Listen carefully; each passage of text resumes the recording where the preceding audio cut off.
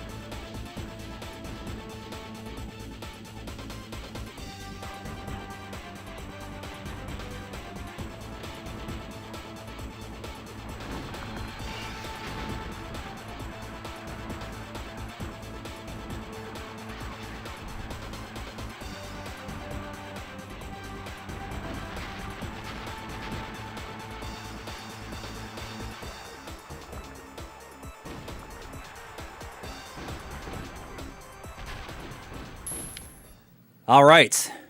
Hi, everybody. How's it going? Good evening. Good evening. Someone said they appreciated hearing the sounds of blast core destruction in the background as Nelly ran around. I'm not sure if you could hear her barking or not during that. Very faintly. Very faintly. Yeah. Let me know if the audio sounds good, as always. You know, I'm going to try using my my good microphone, just as like my general stream mic going forward. It's right there. There's no reason not to use it for streams. I mean, I've been doing that for a long time. I was surprised. I assumed you had been as well. I didn't realize. No, I've been using like the shotgun mic, but I think that audio is perfect. So that's exactly what we want, right? Those are the kind of levels and the kind of enthusiasm that we like to hear. You know, I am wearing my N64 shirt today completely coincidentally. Has nothing to do with this stream. I actually chose this shirt because John and I recorded a Let's Play this morning. That was I'm not going to say what it was, but it was actually not an N64 game. But it was a game that I wanted to wear my N64 shirt for. So, well, that's fun. That is fun. But yeah, I think a lot of people assumed, just by looking at the chat, a lot of people assumed you or I was going to be playing because no, you know, N64 game. Yeah, and you just kind of threw this out there like less than an hour ago and said, "Hey, why don't you play that?" And this is something that I thought about before, so I thought like, "Hey, this would be I was pretty sure it was on your radar. I mean, I think this is either going to be your favorite N64 game or you're going to hate it. No, I'm like 50-50 on how that's going to shake out. Well, I mean, it just seems like it might be kind of dumb in a good way, though. I mean, it is. Like, the different vehicles controlled differently. So, there might be a little bit of some are more difficult than others. Some are really easy. Some are more difficult. Mm-hmm. But each vehicle, or most vehicles anyway, have like a tutorial level as well. So like, if you feel like you don't understand it, you could always go back and replay those. Mm-hmm. But it's just like, it's such a unique game. I mean, Rare in general has a habit of making games that don't fit cleanly into a genre. They've always done that. Even with something as recently as like Sea of Thieves, like what do you even call that? Right?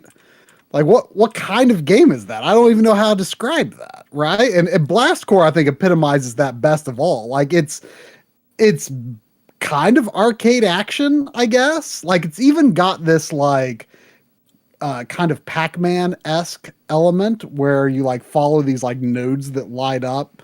And, like there's even like particular levels and challenges where you like go through like a Pac-Man style maze and light them all up. So it's very arcadey, but it's just like it's just kind of a game that defies genre definitions and just does what it wants to. It is whatever it wants to be. Well, that sounds fun to me. So I'm gonna go ahead and get started.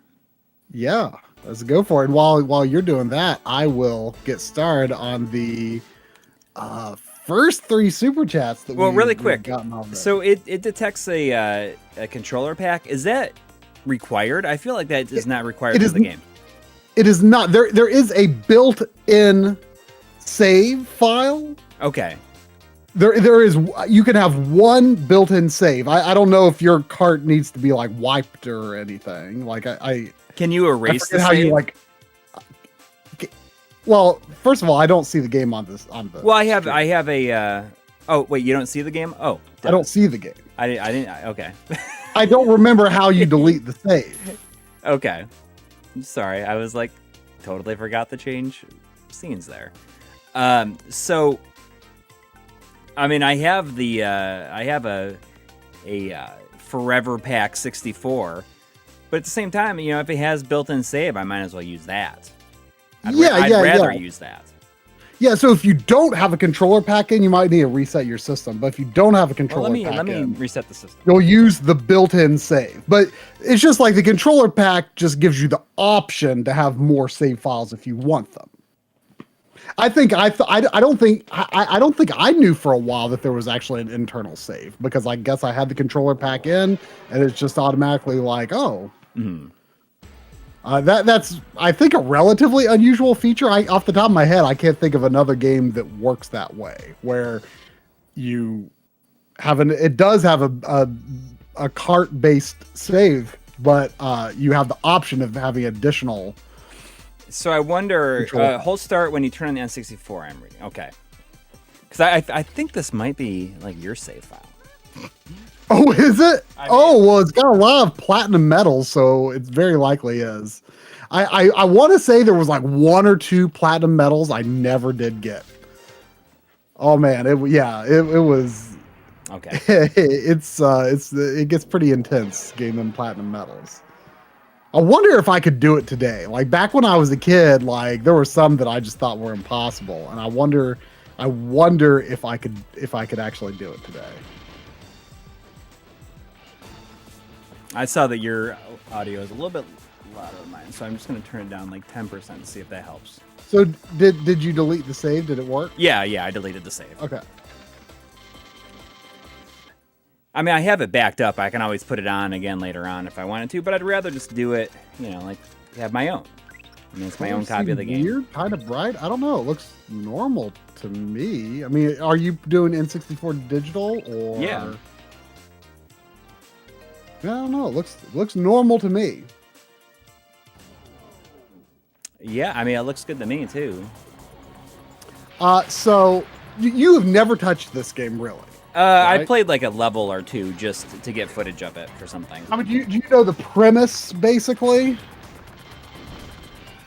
Well, I know that you have to like clear a path for like a missile launcher in this first level here. Right. This truck is carrying nuclear missiles set for disposal, and it can't stop all of a sudden, and so you have to clear a linear path, right? To clear its way. And there's also like there's a sub objective that you don't necessarily have to do like the first time you do the level, but there are a handful of satellites scattered throughout various levels and scientists, and you need to eventually find them to finish the game. So the colored arrow is pointing toward the next building in the vehicle's path, and the more green it is, the further away the truck is. Oh, the more red it is. You can get out of the vehicle. Oh yeah. You hold the Z button to get out, and that's how you have to get into like in and out of other vehicles. Okay. I forget if you push a button to go into a vehicle or you just like walk up to it. But yeah, the Ram Dozer, I think this is called, is like one of the easiest vehicles. You basically just run into stuff. Yeah. A little bit of speed to build up, but anyway, let me get to the super chats. Apologies for the delay. There was a $2 super chat from Dad1153 saying more bloopers of Coury hulking out to Sega CD. No, we did release a blooper reel this week, which had some fun stuff on it, I thought. You know, Yeah, our yeah. bloopers aren't necessarily the same type of bloopers I mean, it's that you might normally think of from bloopers. right.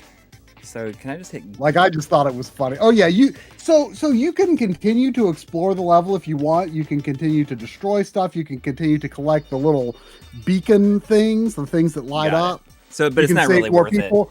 it at the start here. Not honestly, not really. Because if you want to get medals later on, like, you know, you just revisit the levels. Right. Yeah. So the small ones, the small nodes are, sometimes you have to do those and sometimes you don't, like to expand your selection of levels. Sometimes they're just like a fun sort of bonus level, and other times they are like a tutorial level for various vehicles to kind of help you learn how to use them. And by the way, you know, like I noticed, like the camera seems a little zoomed in this level. You can zoom the camera. Oh, with out, this. right? Okay. Well, I did think that with- and it ran into the missile truck while I was adjusting the camera. Oh. Whoops. What controller are you using? I'm using the Retro Fighters, I figured the you Brawler 64. Well, wireless. Yeah. But you know, I pre-ordered from Castlemania one of those, the 8-bit mod, like the Blue Retro thing. I did too, That I yeah. can use with the Switch controller. You can use it with the Switch one, The yeah. Switch. So, I mean, I don't know when that's going to ship, but in the meantime, I'll just use this. Yeah, I'll be very curious to use some like analog stick test software to like kind of compare. Yeah. Oh, Yeah. I'm learning. You're learning. I mean, each level is generally pretty small. I mean, eventually some of them get pretty puzzly. You know, you kind of have to figure out like the best order to do certain tasks. Right. But, you know, you'll learn. The Ram Dozer is pretty easy to use. But anyway, there was also $5 super chat from Nana Cheesecake, saying, there they are, Sunday Fun Day. Today will definitely be a blast. You know, That's a good one. I feel like Blast Corps was actually one of the first games where I really was kind of branching out in terms of kind of getting into genres beyond just platformers. I mean, I was like, you know, I played like puzzle games like It's a Tetris big robot. and- Thunder Fist. Oh yeah. Oh, that's the Thunder Fist. So this is a tutorial level, and you can see like at the beginning it sort of shows like what buttons you push. Yeah. And it sort of explains how each vehicle works. Yeah, there's 3 sort of mechs, and this is one of them. If you like get your momentum right with this thing, you can like really like just kind of roll through stuff really fast.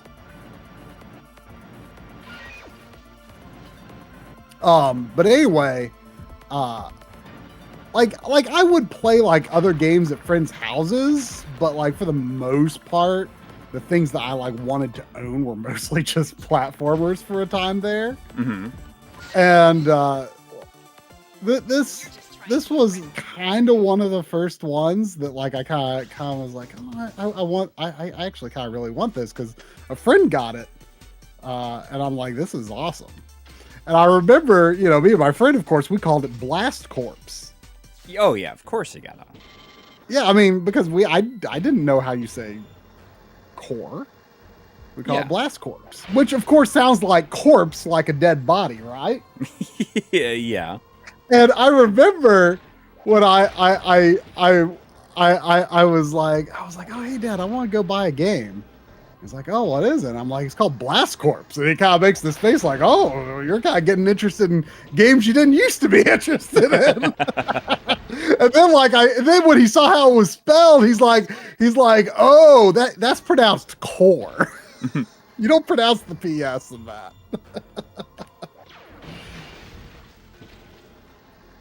I like that I can just like dive bomb these things or just like drop on. Yeah, this is the J bomb. This is. I mean, it's kind of an easy pick, but I mean, it's probably the most fun vehicle in the game. I think. Just because it's just fun to fly around with the jetpack, and then you just dive bomb. You know, you kind of when you start to see how the buildings break apart, like you can kind of like target the the vertices. You know what I mean? Yeah. So that you get like more sections in one drop, right? Right. Yeah. Yeah. Get like right there. I just did the whole thing, basically. Yep. Yeah. I really like the reflections on the jetpacks too. Those always looked good to me. Anyway, there was also a $5 super chat from Eric Fox. Thank you. Thank you. Saying top 3 N64 game in my opinion. It is that is an opinion I would not dispute. That's I honestly don't know what I would really pick for my top 3 N64 games. I mean, my top one would have to be Mario 64. Because I mean, but there's so many N64 games I love. But it will be up there. It would be up there. This is a great game. You know, it was relatively early. I believe it came out in April '97. I remember. This is the side swipe. This one is interesting. You want. I mean, I get how it works. Can you just like jam on the buttons though? Is that? Well, see those little blue boxes. You have like ammo basically. You can only like spit out a certain number of times, and also if you're too close to the building, then it won't hit it very hard. Like you see how like it was kind of directing you to go like through the center of those rows. Like you want a little space between the building and the sides, or else it won't have enough, momentum to really break the building. So it's a weak hit if you're too close to it. So you want a little distance, but obviously the sides don't go out there. So this one you can the dump truck here. I can like fishtail with it. It looks like. Okay, now this is the backlash, which is very fitting because Eric Fox also dropped another $5, saying this will live or die by how quickly Coury can learn how to control backlash. Okay, so I can hit the backlash, like going over the rocks kind of increases its power, but like I forget. Do you hold? Did it indicate in the controls explanation if you like hold a button to like help it drift better or something? I feel like it did, but I'm not sure if I understand. Yeah, like basically this is the most challenging vehicle in the game, but it's also extremely powerful if you get into a groove with it. Like basically you want the back end of the truck to be hitting the building while you're drifting, and it will just like it requires you to make the turn like before you get close to it.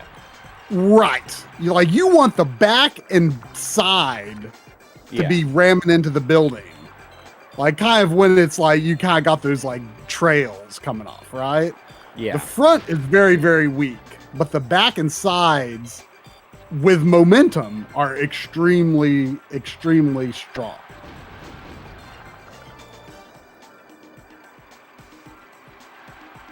Got it. I mean, I understand how it works. It's just one of the last levels in the main campaign requires some pretty deft use of the backlash. It can definitely be a challenge, but I'm gonna replay that one just to kind of get a just kind of learn it. Yeah, that's a good idea because that one, it's a tricky vehicle. It's very powerful, but it's probably the most technical vehicle in the game, in my opinion. And there was from good old Chris Fratz. Thank you. A $5 super chat saying, hey, Try, since I already mentioned it in the chat, did you hear that someone is demaking Portal for the N64 and making it work on a real N64? I think I might have heard something about that. But I can't remember if I saw anything. But that sounds actually really cool. Show us what you've got. I mean, you don't get a lot of homebrew N64. I don't really know how it's done. I mean, there's some like test tools and stuff like that.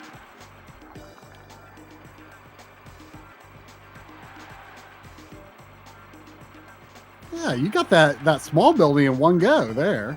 Yeah.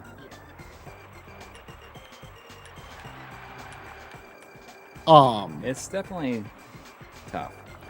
I really can't remember if I feel like if you hold the R button, it might change like how you drift with it, but I can't. Oh, look at that. Okay, well, I mean, I can't remember for sure. Yeah, I mean that seems to make it a little easier. Okay.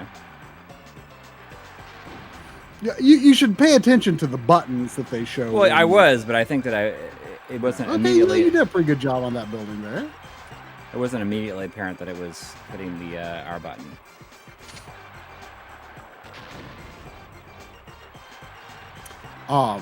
Someone earlier I saw in the chat, I believe it was Ludicrous Fool.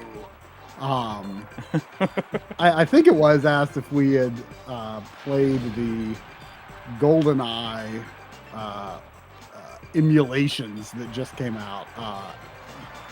I don't have the Switch Online expansion pack. I forget if you do. Do you? No. Yeah, I didn't think so.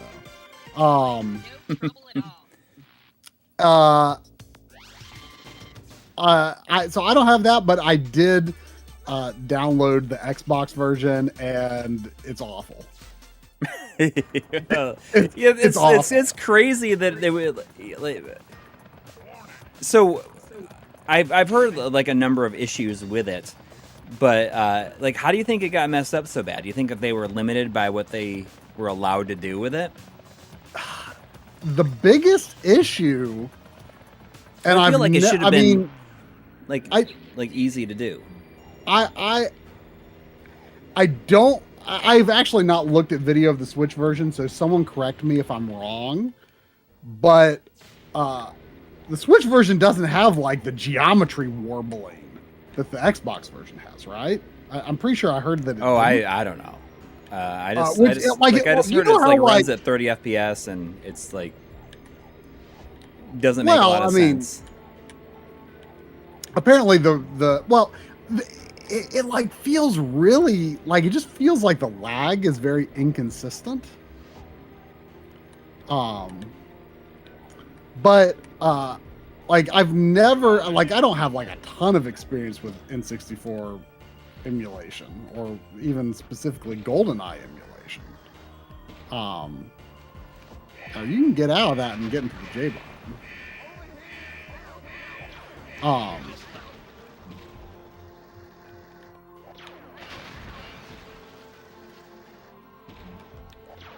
Go ahead. I was just kind of watching what you were doing. It was a little intense.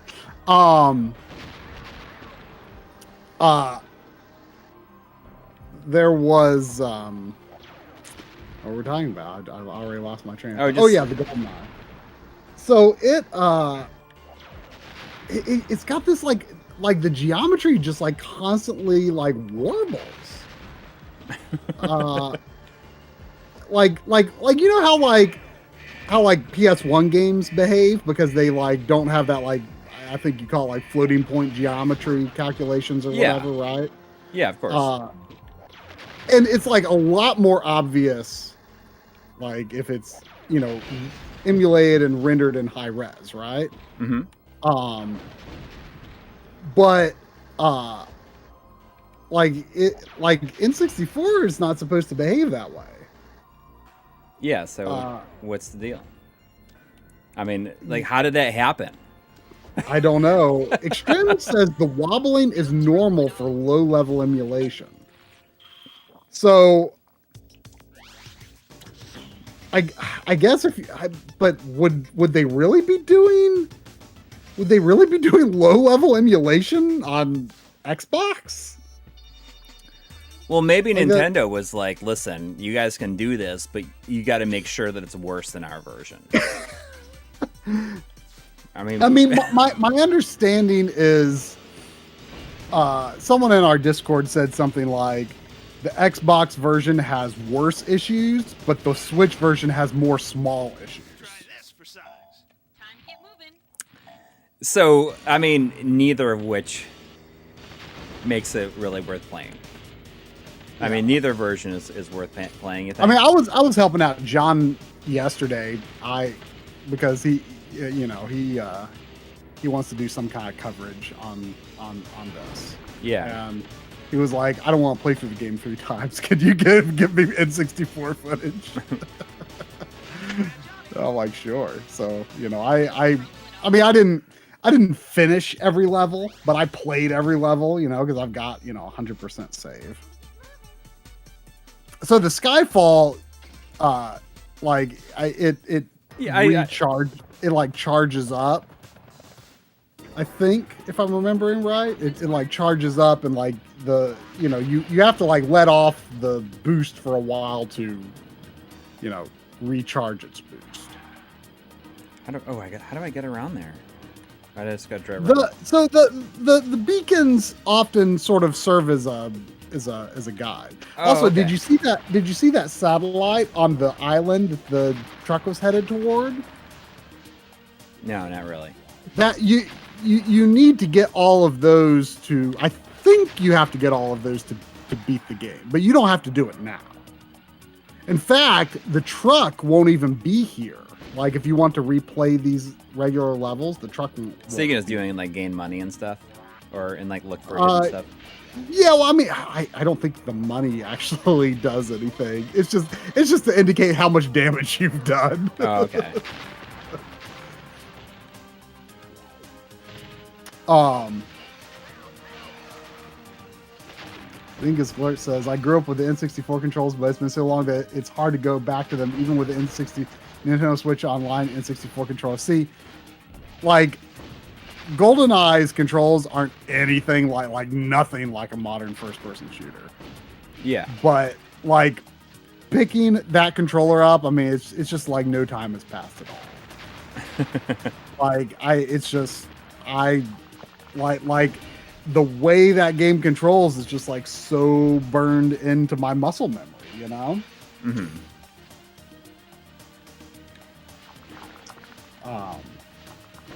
And honestly, the way the game controls, like even if you remap the buttons, the way the game controls is still, I think, pretty informed by the controller.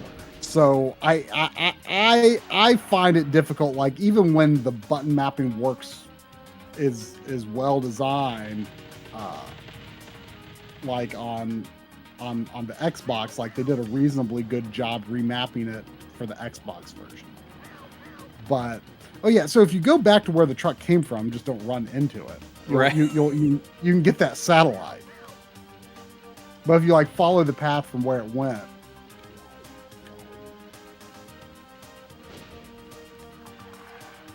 I forget if it does anything other than, maybe they unlock bonus levels, but I feel like you might have to get them to beat the game. I honestly forget. Oh, I forgot that there's a thunder fist in this level. I think the level will automatically end when the truck reaches the finish, regardless of whether you get into the truck, but I can't remember for sure. But yeah, the Xbox controls are fine, but it's still a game that just feels so different. Mm-hmm. It feels so different from any other modern first-person shooter that it really is a reminder of just like how much the controller, I think, was, you know, what was in mind when the game was designed. It's really hard to, just like Mario 64, it's pretty hard, I think, to separate the game from the controller. Yeah. So yeah, go. I don't know if that was.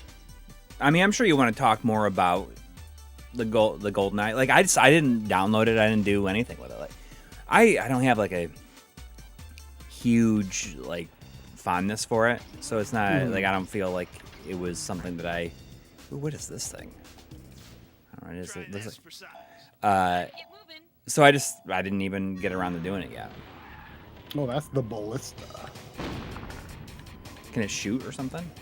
Yeah. I don't see any. You don't have any missiles. Oh. I mean, this appears to be a race level. Yeah. This is not a tutorial level for the ballista. It's not going good. It's a race. Let's quit the level. We'll come back to that later on. Yeah, you don't have to do this. Yeah, this is not a tutorial for that vehicle. Did I do this already? Try this for size. Go for it. I already did this one. Whatever. But yeah, I mean, I didn't play it. I haven't played it yet, and I just like seeing the general response to it. It's just like, why waste my time when I could be playing this? Yeah. I mean, I'm pretty sure that the emulation of this on Rare Replay is pretty good. Oh, I forgot that this is even on there. Yeah. Surprised I'm not playing that version, really. I was surprised you weren't playing it, actually. I mean, I've not played a ton of it, but my memory was it being solid on there.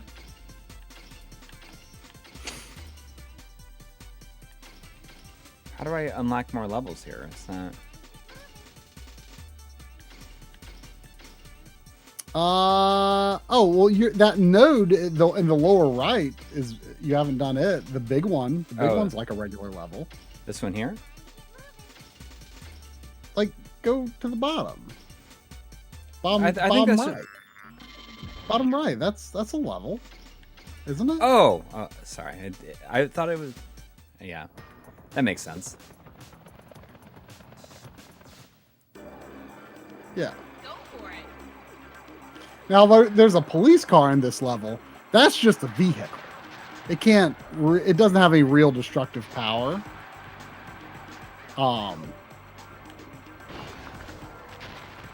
So, but it can help you get to places quickly if you need to. And you know, vehicles like that are also good for the racing levels, which are really just for fun. You know, some of the racing levels actually have the boss music from Donkey Kong Land for some reason. Well, why not? Why not? I guess it's really strange, but it's kind of cool.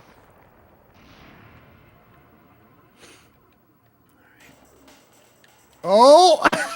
That's... Go for it. You know, there was, I forget how many issues it was in. There was a Blast Core comic in Nintendo Power. Really? Yeah, for several issues. I don't know, maybe 4 issues or so.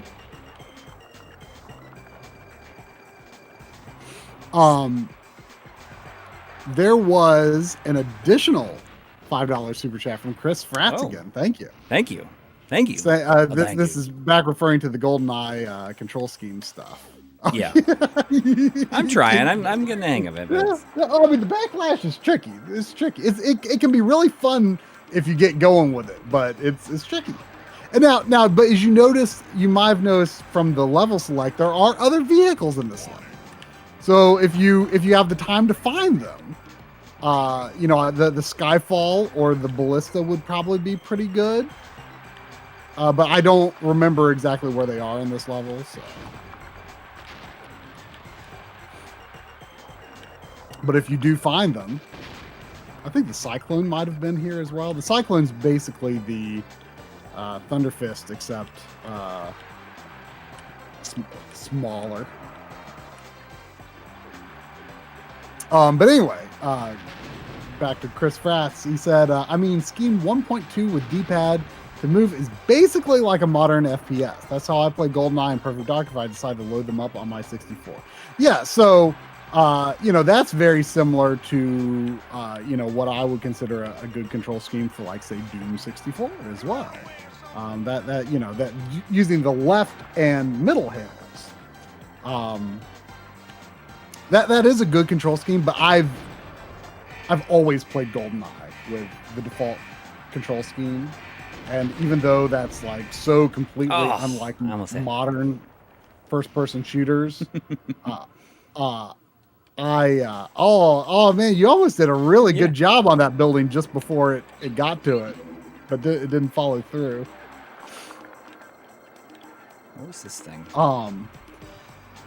But yeah, like I just like GoldenEye to me is that default control scheme.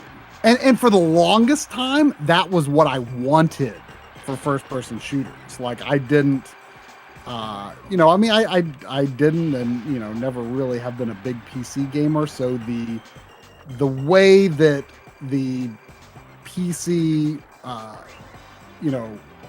move and strafe on left and look on right, that didn't, that's the standard now, and obviously that's what you want in a modern FPS. But for a long time, I didn't want that because I learned on GoldenEye, and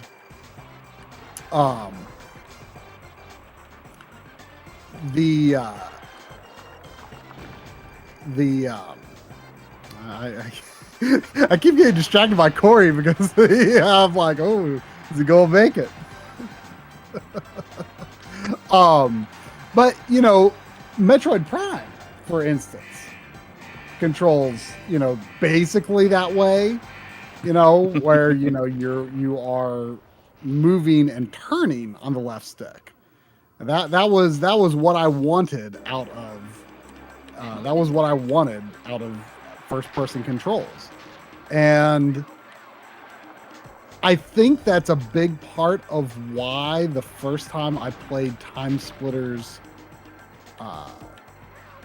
2, that I was like, oh, this is just okay. Because I was trying to force that game into GoldenEye style controls. I was, I wanted turn on the left because I've never been that's what you're used to, so right, it was what I was used to, and I've never been like a big hardcore first person shooter guy, so like that just made sense to me because other genres you move and turn your character on the left stick, right? So that just made sense to me. But you can just jump off that rock and take out that whole little building. You don't have to, because there's that rock right in front of it. Oh, well, how would I know that I can jump off of that thing? Like it's. Well, those rocks have a little depth to them. Yeah, but I wouldn't think that I would catch any. Yeah, but if you have momentum going over that rock, the truck can just take out that whole little building.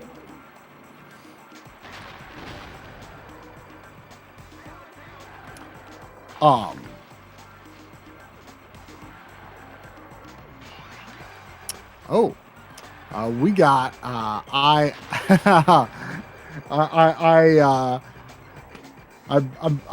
not going to read this name because it's just like appears to be a randomly generated string of characters. Mm-hmm. I went for the same person who had a similar. It's like SLID, then a bunch of letters and numbers. With a $1 super chat, but thank you. Saying What's your opinion on analog versus digital triggers? Over the years of the Switch, I've grown to love the digital triggers so much that I wish I could get a controller for every console with them. I'm with you. Yeah. Well, that's kind of what I liked about the not the Pro controller, but the Elite controller, is that it has these switches on them that you can toggle how deep they go. Oh, really? Okay, Yeah. that's interesting. I did not know that. Go. I mean, when you've got enough time, you could. Yeah, I mean, I see what you're doing. Oh yeah. It's not. It's all for nothing. Oh, but you see what like if you've got enough time, you can kind of just brute force with the front of the backlash. Yeah, but if you need to. if you have to, yeah. But yeah, I like the instantaneous feedback, and there's very few genres, in my opinion, where there's any actual reason for variable trigger pressing. Racing would be the main application, but to be honest, like most of the racing games that I play, like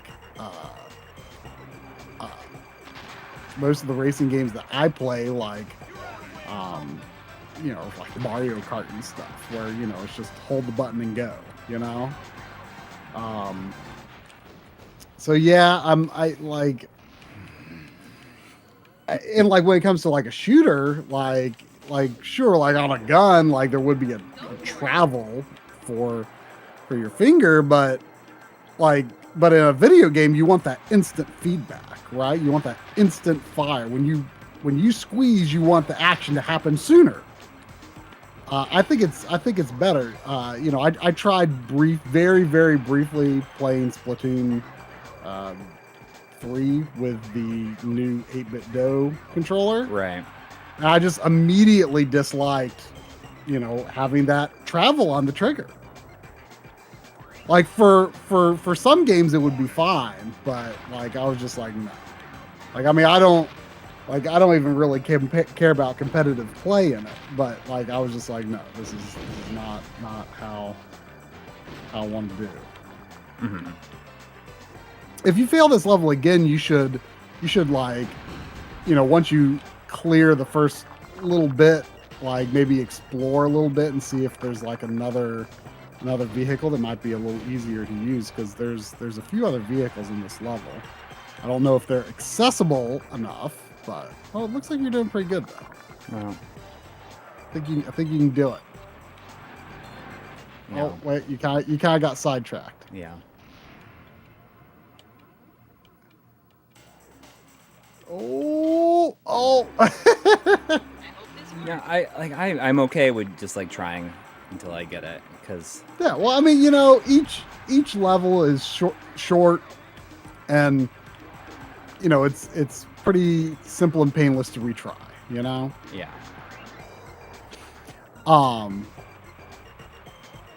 There was a $10 super chat. Wow, Whoa, thank you thank from EB Chill 2, old Eric Benoit.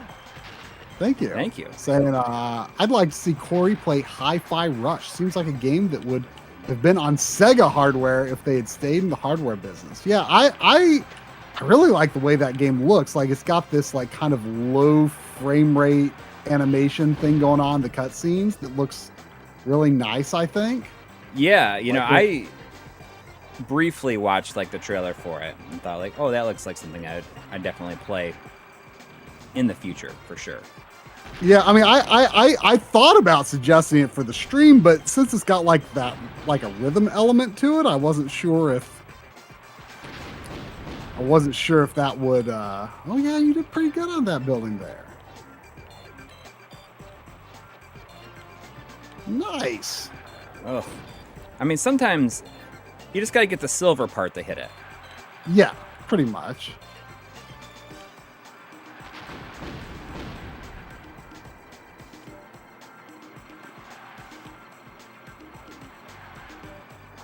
I mean, from what I understand, is the Hi-Fi Rush is really good.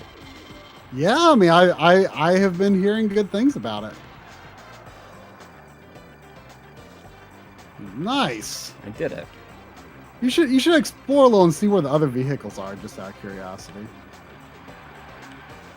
I think there's a ballista and a cyclone in this level.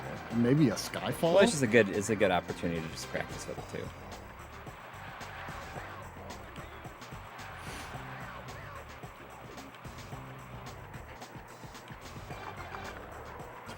Chris Fast says Hi-Fi Rush is amazing. Was playing it today instead of doing my college work. Yeah, I downloaded it when I went to download GoldenEye, but I've not tried it yet. There was a $2 super chat. Dang, just thank now, you. Jeez. From Demo Kirby. Well, thank you. Saying extreme RATW. I don't know how I'm supposed to exactly parse the name, but extreme RATW makes micro switch Extremerator ATW. Yeah, I don't know how you say it, but Ooh, and the easy levels have been completed.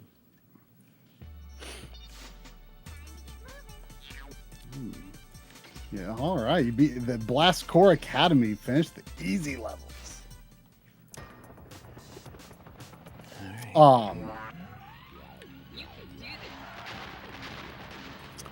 right. But yeah, I mean that sounds interesting.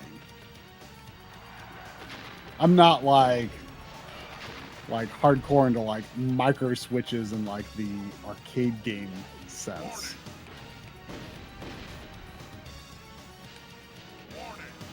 Can I only destroy these from the back side? From the backside? The houses. Like you're just too close to it.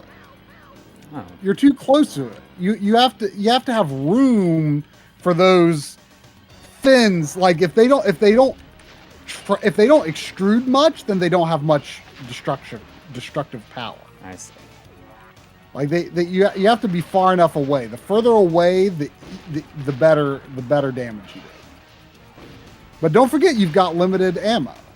Right, but it gives me some ammo, like in each one.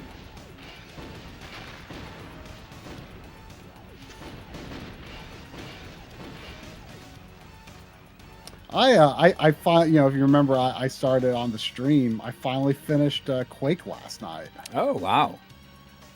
Yeah. That was fun. Because I played the first 2 episodes on our stream, and then a few weeks ago I played episode 3 on the Backloggery stream. Right. Oh, you could free the J-bomb. Oh, don't leave you might have left the side swipe in the way of the truck. It didn't matter because I didn't have any more ammo for my thing to. Oh, whoops! So if you had enough ammo though, like free the Thunder Fist, and the rest would be pretty easy.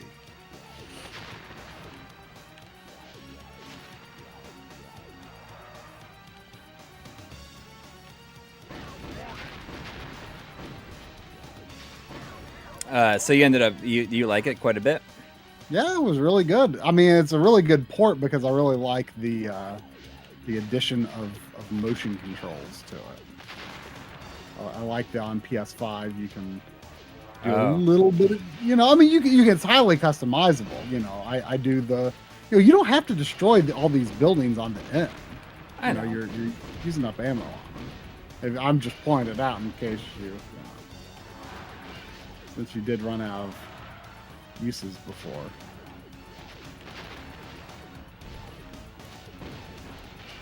I'm just clearing a path.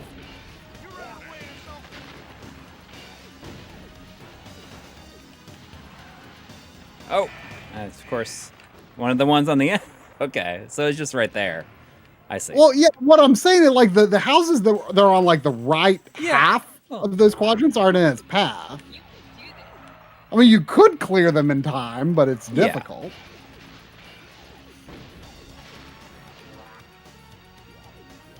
I'm figuring it out.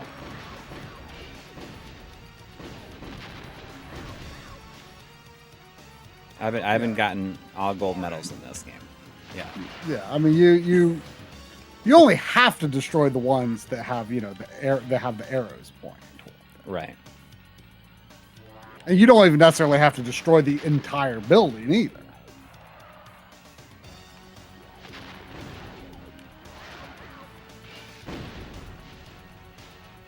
I'm pretty sure Chris or Tim Stamper, whoever it was that came up with the concept for this originally, like in interviews, he said, pretty much the core design concept of this game was just that blowing stuff up is fun. Yeah. Why not make a game about blowing stuff up? Oh, we got a new YouTube member. There's no comment on here, but it just says jump is the name. I wonder if slide will also join. Jump. I mean, that's like only the best part of that entire game. It's one of the most memorable parts, at least. Nice work. You did it. You did it. I mean, like this thing, I feel like I can just jam on the button with it. Oh yeah, the Thunder Fist is easy. Oh, there's a train. I mean, I don't know if it's actually useful here, but there are some levels where you will need to use the train, and it has the cargo bed, Mm-hmm.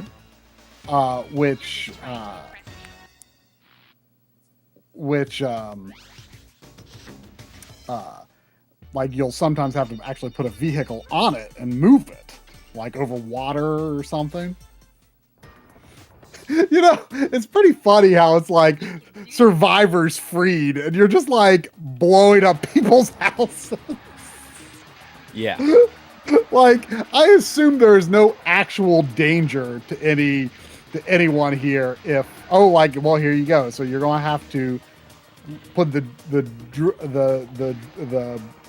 ramdozer on, or blastozer, or whatever it's called, On the train bed, and then get into the train and move the train. This is like. Yeah, there's a little learning curve to parking. Can I get in? How do I get in the train? You just go up to the front. He's just he's yelling like he's Homer Simpson. Homer? Yeah. You can't drive it because you didn't park good enough, because it would get stuck.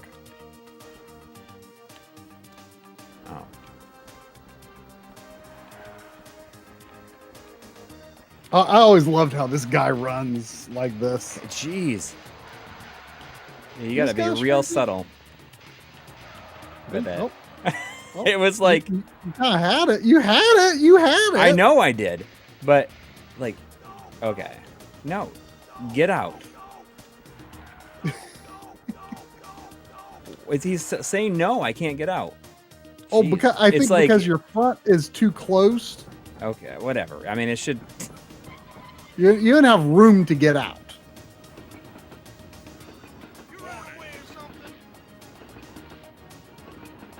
Oh, and when you see that smiley face, did you see the smiley face? No. That means, when you see the smiley face, that means that you are parked where you can you're parked good enough to freely. What am I trying to do?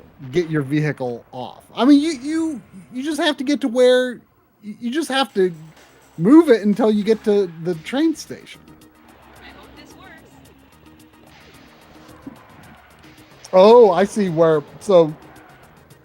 blew up. There was dynamite boxes that you have to push into the building to kind of get more power.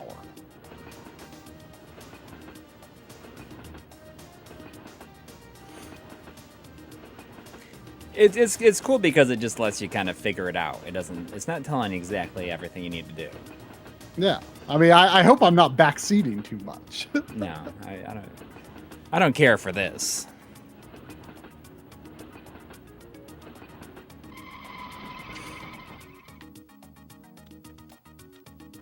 All right, what am I trying to do with this now? So yeah, when you see the happy face, that basically means that your cargo is in a place where you can easily get it off. Crates can be pushed around using the ram dozers. No, be stable for long. What am I trying to do? Am I trying to push them into the?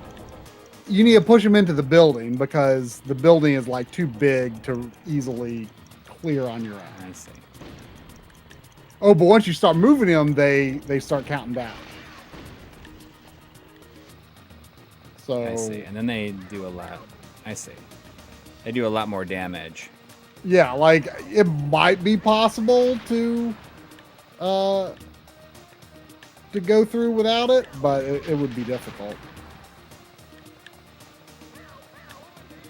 The music's not bad in this. Oh, the music's great. This one's the soundtrack in this one is from by Graham Norgate. He's one of Rare's composers. He did a good chunk of the GoldenEye soundtrack alongside Grant Kirkhope. Yeah, I love the soundtrack in this. Uh-oh. Waste my Oh, time. the truck moves fast in this. Oh, you went ahead and restarted. But you get it now. Yeah. Yeah, you want to be careful that you don't use up your dynamite when. Oh, do you want to show the Blu-rays? Oh yeah. I've got one right here. It's opened. It's mine. But We're setting up. We're making tweaks and stuff to the store on our and like figuring out like all of our old shipping stuff because we have like it's been several years since we've sold anything new. So we are like updating the store, and I mean ideally they'd go up for sale like some point like maybe this week. I mean that's what we want to do at least.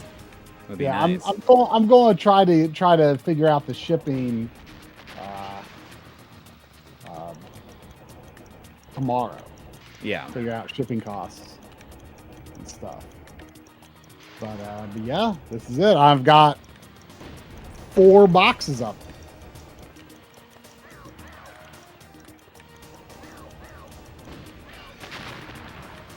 So yeah, It's been a long time coming. It's been a long time coming. It shouldn't have been, but so it is.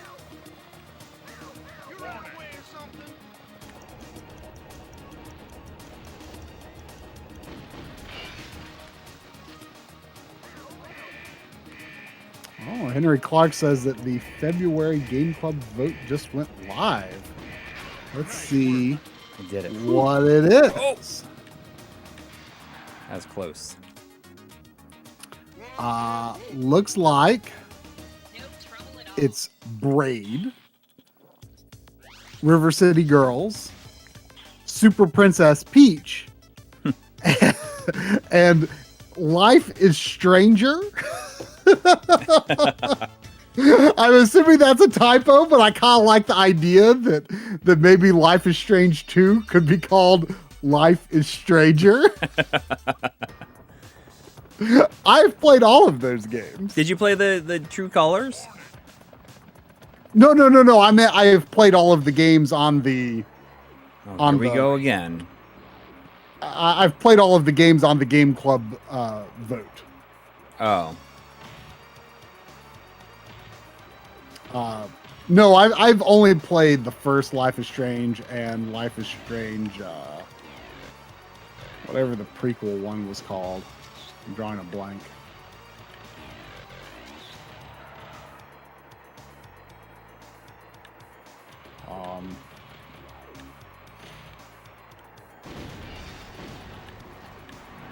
Oh, hey, there was There was a 1999 from old Tony Escobar. Thank you. Thank you. With an update on his Hospital Zenith CRT, saying, "Hi, having a blast playing together a new Mister for my hospital acquired Zenith CRT with Mike Simone's YC cores for composite video. Also got a Sony PVM 14L5, and wow, watching your Master Series again to learn more RGB." 14L5, very, very nice thing to acquire there. I don't know really anything about, so you can't get up momentum on the grass very much. Yeah, that's annoying.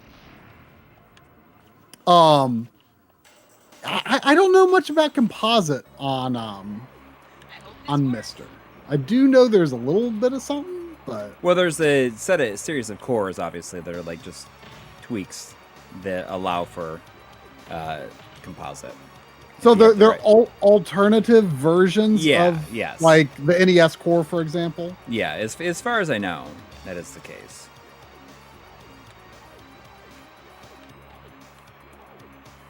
But it's Nadashi, he says, "Oh hey, my husband got me my first Mister this last week. Almost as if more Misters are expected yet to come." Which, you never know. I mean, I've got to.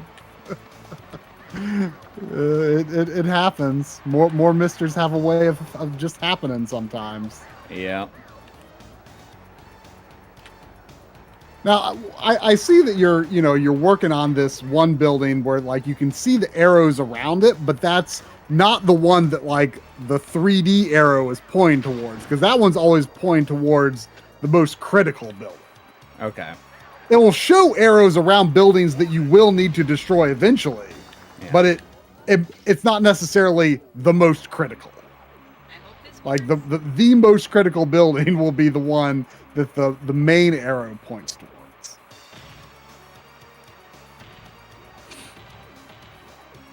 I always kind of liked the start of this level because I feel like, if I remember right, when you hit that jump, like it's a good hit in the music for it. If I remember right, anyway.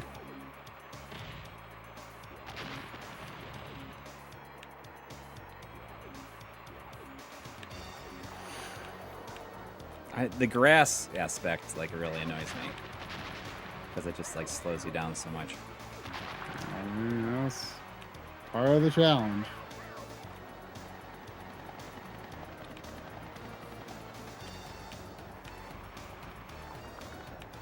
Oh, apparently it is the second Mister of the house. Come on. Oh, by the way, I remember I was instructed last week to spend a Madonna Sheehy donation on a special treat at the pet store, and I did go buy some food, and I got this, and I thought I would set it here next to here. Did you ask the person working there like how it tastes? Is good? Is this pretty good? Is it good? Not my brightest moment. For sure. There weren't any price stickers on like the treats at the checkout line, but like I just picked it up like it's gonna be expensive. It was like 86 cents on my receipt. So she can't eat this whole thing at once. I mean, she could, but she ain't gonna be. Sandy. Okay. It crossed my mind because I heard her lay down, sounding very bored downstairs. She was like, She does that a lot. Like if she's really bored, she'll let you know. Sandy, what's this? What's this here? Sandy, look what I've got. What is that? Ugh, this is like. What is this? Are you interested? Go for it. Yeah, you aren't quite. Oh, there you are. You're visible a little bit. Here, let me turn the camera a little bit. Yeah. What is this? What is it? Let me see if I can open it.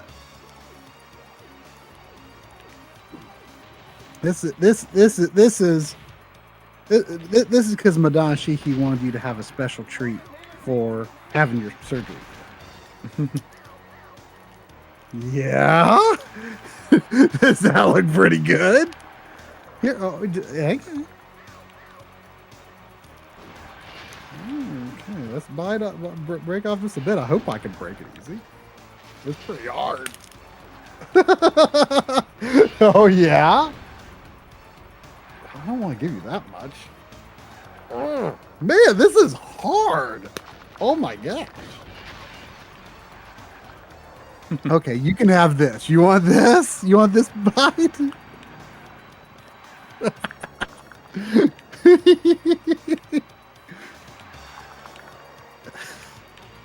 I hope you can chew that. This is It's really hard. You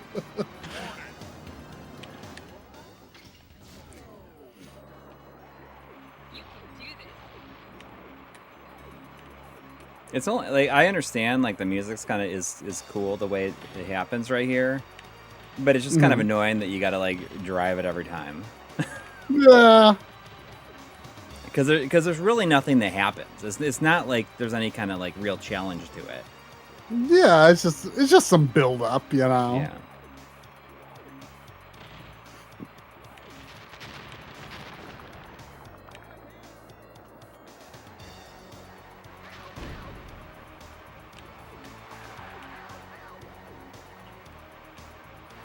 She did get the bandage off her tail on Monday, and then this Friday I'll take her to get the stitches out of the spot that they did on her hip.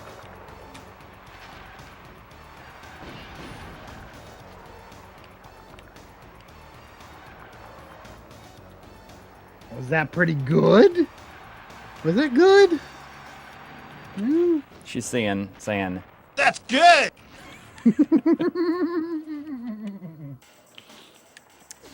You know, we played through most of Cadillacs and Dinosaurs yeah, on yeah, the you're back saying, laundry and you stream liked it one. quite a bit, right?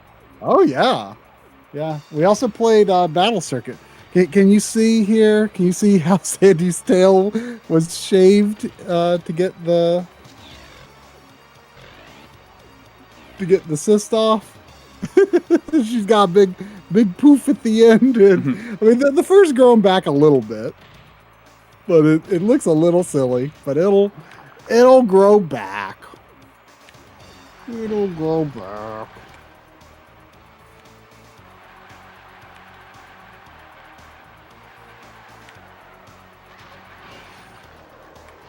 There was a $2 super chat from Demo Kirby. Thank you. Saying, use the dirt patch behind the first building. Like, you know, what kind of one of those, Yeah, those, yeah, I those see. little lumps. Thank you. That worked great. See if you can, can you see here that the kind of stitches, it's sort of shaved on her hip there. Like I swear, like I don't think it happens. Like the you gotta like, it doesn't matter if you have like you gotta have more speed built up. This it's kind of annoying because there's just not a lot of room to like even get up a lot of speed either, and it just doesn't. It's not like it slices through things if you hit it, you know, with the back end regardless. You know, you need to have some sort of speed. Yeah, I mean it's yeah. Oh yeah, I mean it's all about momentum for sure. I mean the backlash is the big challenge in this game for sure.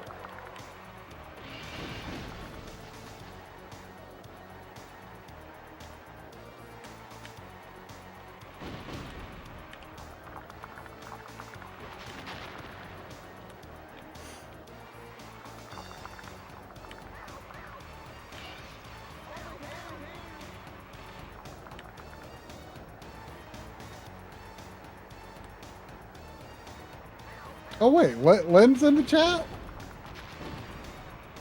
Lynn didn't know that. Lynn didn't know that. That Sandy had surgery for cysts. I just assumed Drum would have told you.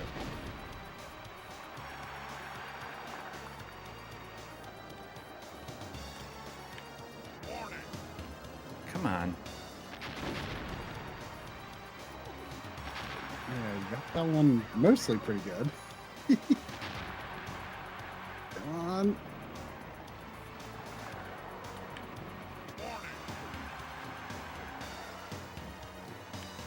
You're doing decent. Yeah, it's not gonna happen now.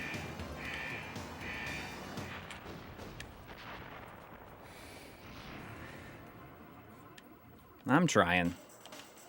You're getting close. Yeah. You're getting close. Are there any other vehicles in this level, or is it just that? I don't know. I didn't look. Unless it's like right on the way. I'm not gonna mess around with it. Like I'll just try to do it with the one that you're supposed to do it with. But yeah, so the Blu-rays, like, hopefully will be up for sale. Ooh. Yeah, like hopefully this week at some point.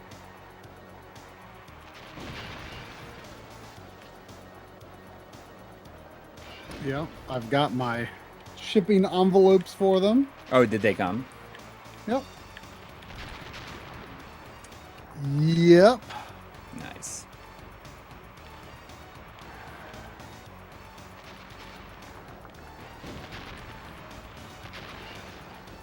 Come on.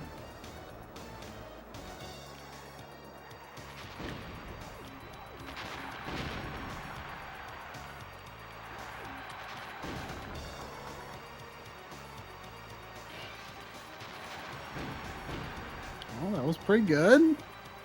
Nice. Nice. Getting it.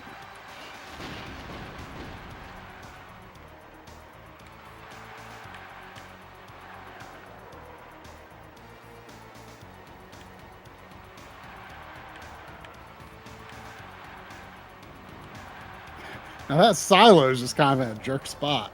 Yeah, I'm gonna just kind of try to. try just brute force it. Yeah, that's what I did. I think that's kind of what I think. It's probably what you're kind of expected to do. Yeah.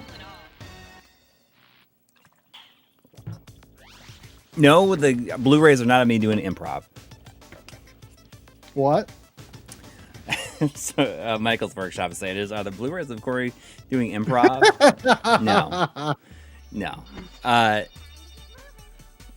But yeah, I mean, getting those made, it was pretty good experience overall, I think. Like like getting everything done, it was really quick, and you know, you learned a lot from doing the like making the cover and stuff. Yeah. I think we learned that it didn't have to be as scary as we made it out to be. Yeah. I mean, that's usually, I feel like that's like everything. Yeah. Basically. Now the Skyfall does really good with a boost over like jumps and then falling onto them. Right. So that's kind of why you've got these like dirt troughs and concrete structures next to it, so you can kind of do those jumps off into it. Reverse Katamari. Instead of collecting everything, you destroy everything. Yeah, I can kind of see that.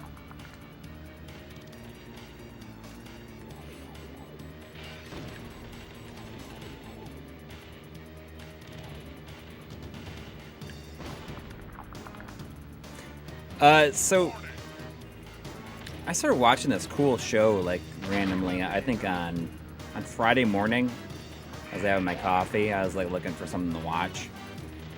I'm curious if anybody else in the chat has watched it. It's called For All Mankind. Okay. It's on Apple TV, and it takes place in this kind of alternate timeline where Russia lands on the moon before Americans, and like essentially the space race never ends. And it takes place, you know, it's like 1969 at the start. I've only watched, I think, 6 episodes of it so far, of the first season. There's 3 seasons, at least so far. But it's good. It's like, it uses like real people, like real, like historical people, historical figures, I guess, of the era, which is like really, really cool too. It's just a really neat idea of, you know, if you like the idea of like alternate history. Oh, Demo Kirby is pointing out. I didn't notice that you weren't using it. That the R button, you can use the boost with the Skyfall. Oh, You see, you've got like a little boost meter. I died immediately after. So, But I mean, it's you know, that's what you want to use to like get big air like out of like, you know, over the jumps and then land on the buildings. got it.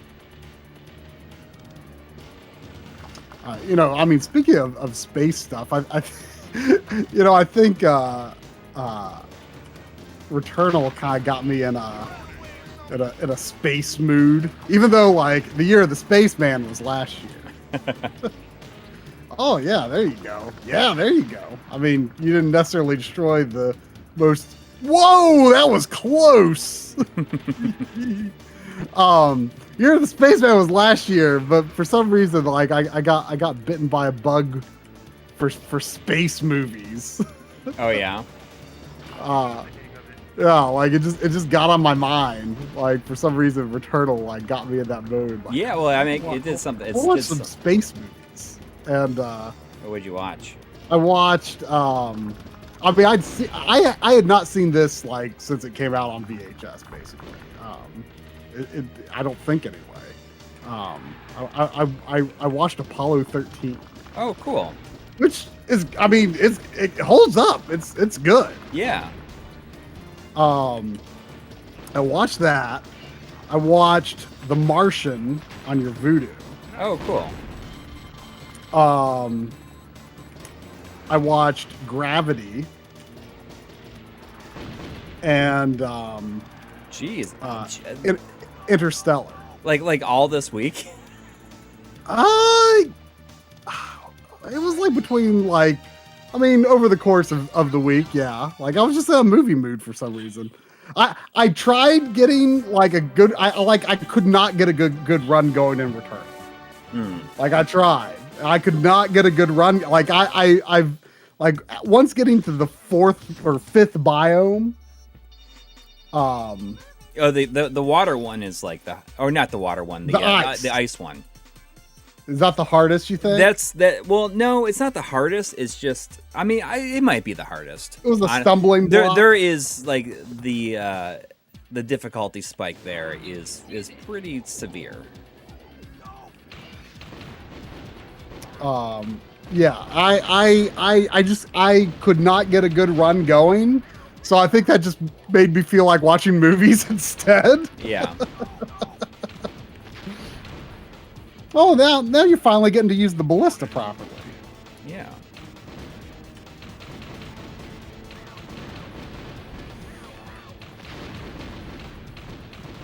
So yeah, I supplemented my desire to play Returnal with movies since I was playing badly at Returnal.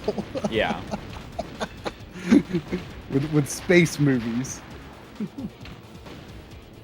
I mean, they were all good too, I'd say. Have you seen Gravity?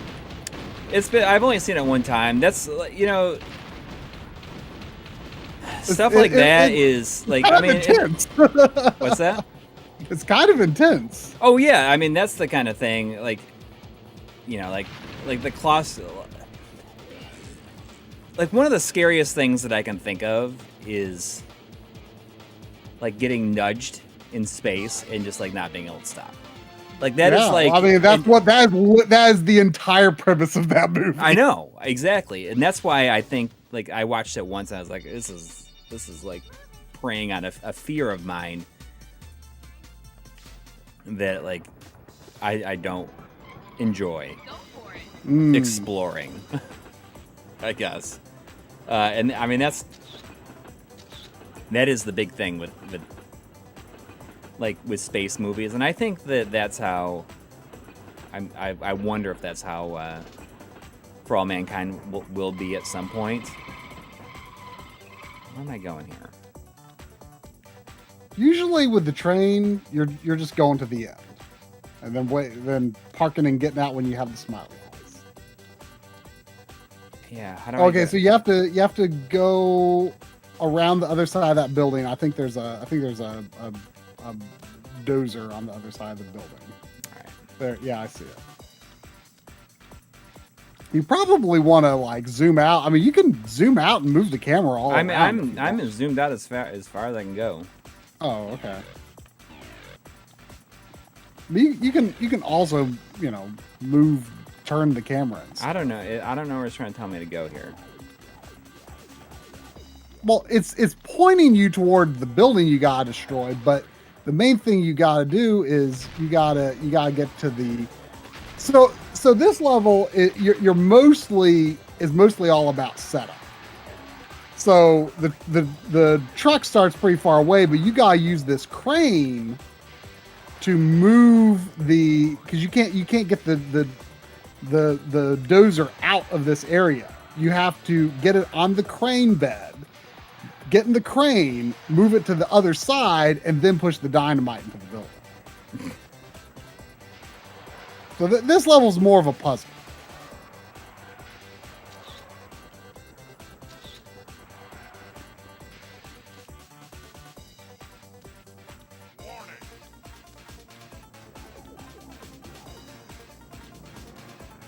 Do I gotta like run up and over it? What is going on here? This is. I think you control. No. It's gonna happen. It's gonna die. I think you control the crane by getting into the structure at the base of the crane. Okay. Now you can move it to the other side.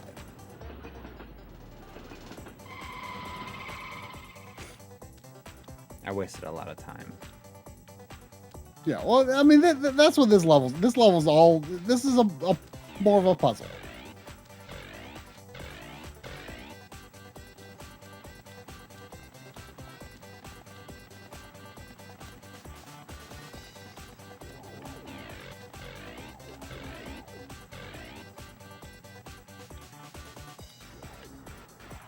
I mean, I think I destroyed the structure before.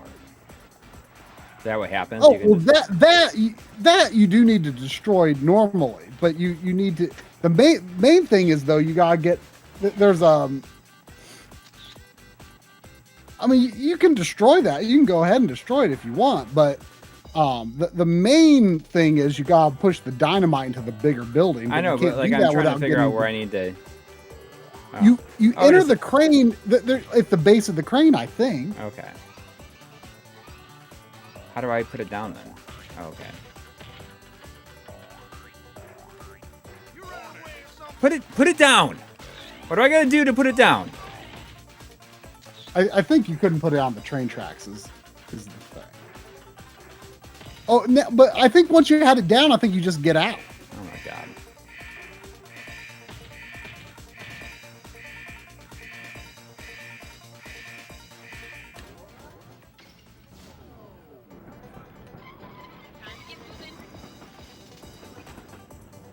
Insult it loudly to put it down.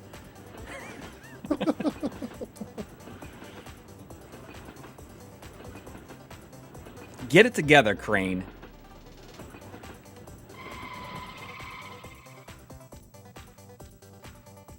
Why is Zane's dad asking Michael's workshop if he's made any good pizza lately?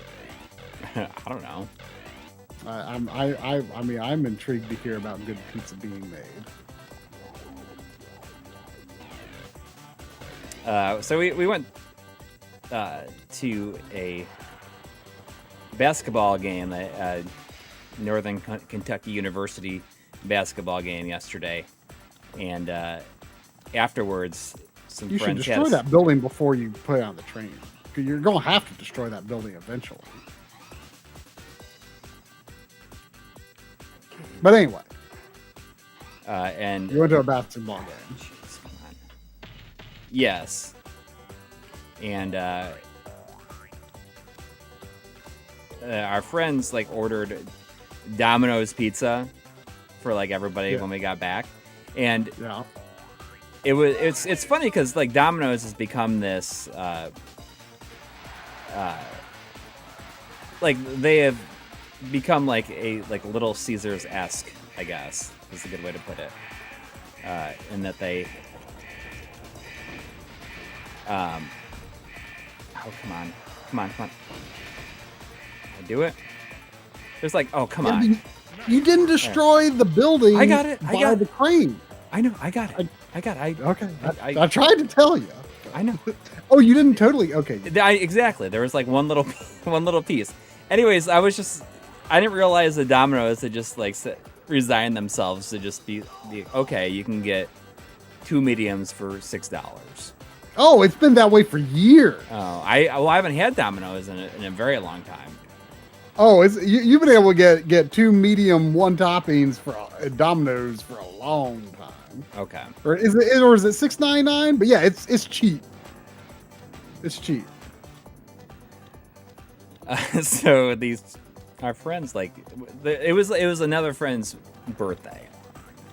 So there was like a lot of people, and they got like 14 pizzas. Wow. I just thought it was really funny how many there were. You're just The right. Dingus Clerk says Marco's is the best pizza delivery chain, and I know you're kind of a fan of Marco's. Yeah. You know, I like But- Marco's a lot because my kids really like it, and I also like that they have like the gluten-free crust. Yeah. Tolerate your belly tolerates it a little better, huh? Yeah, and it just doesn't make it feel like it doesn't make me feel like poo.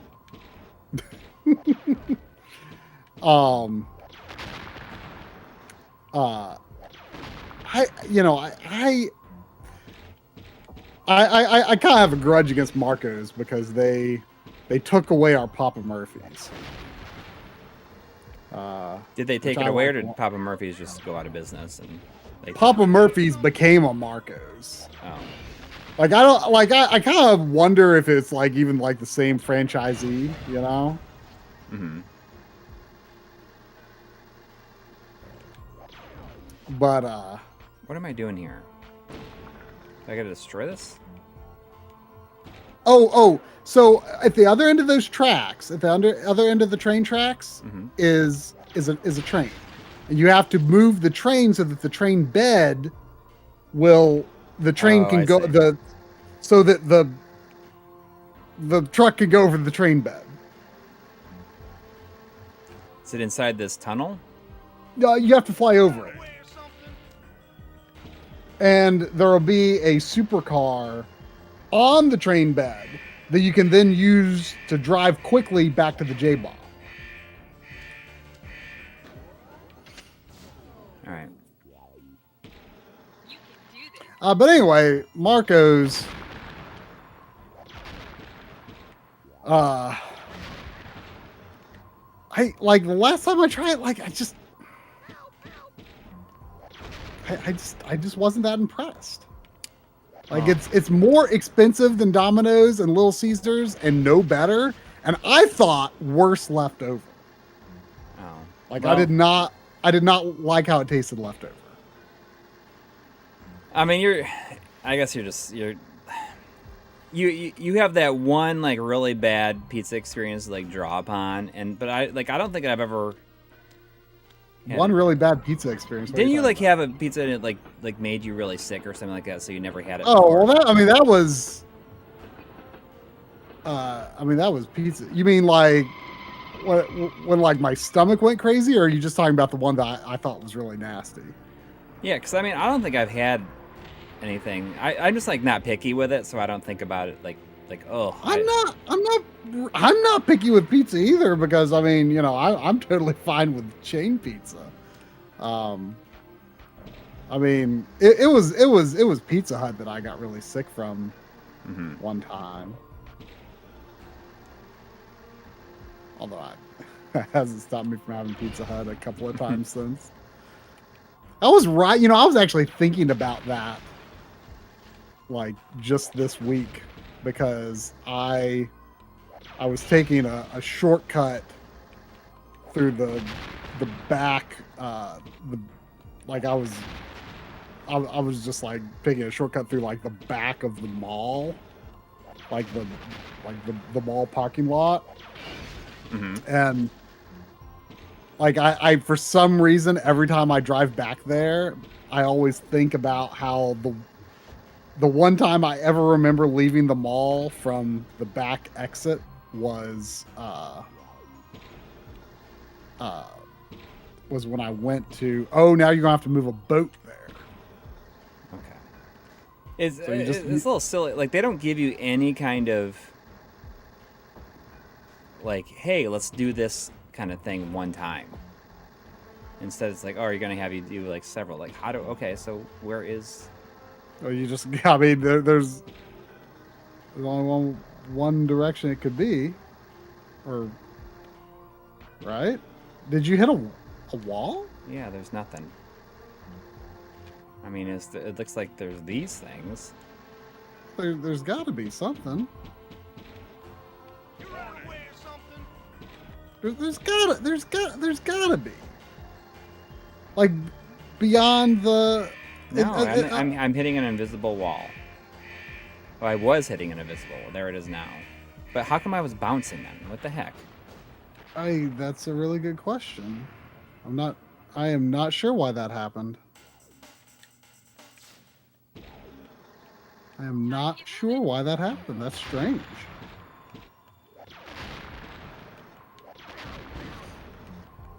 But anyway, for some reason, I always remember,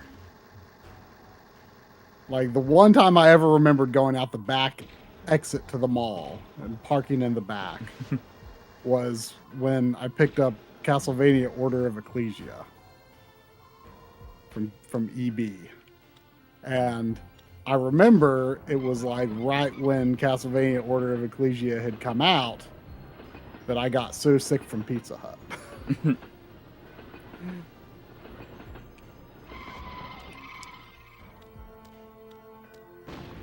I mean, I just think, like, you know, I feel like Marco's is way better than Pizza Hut, just like in general.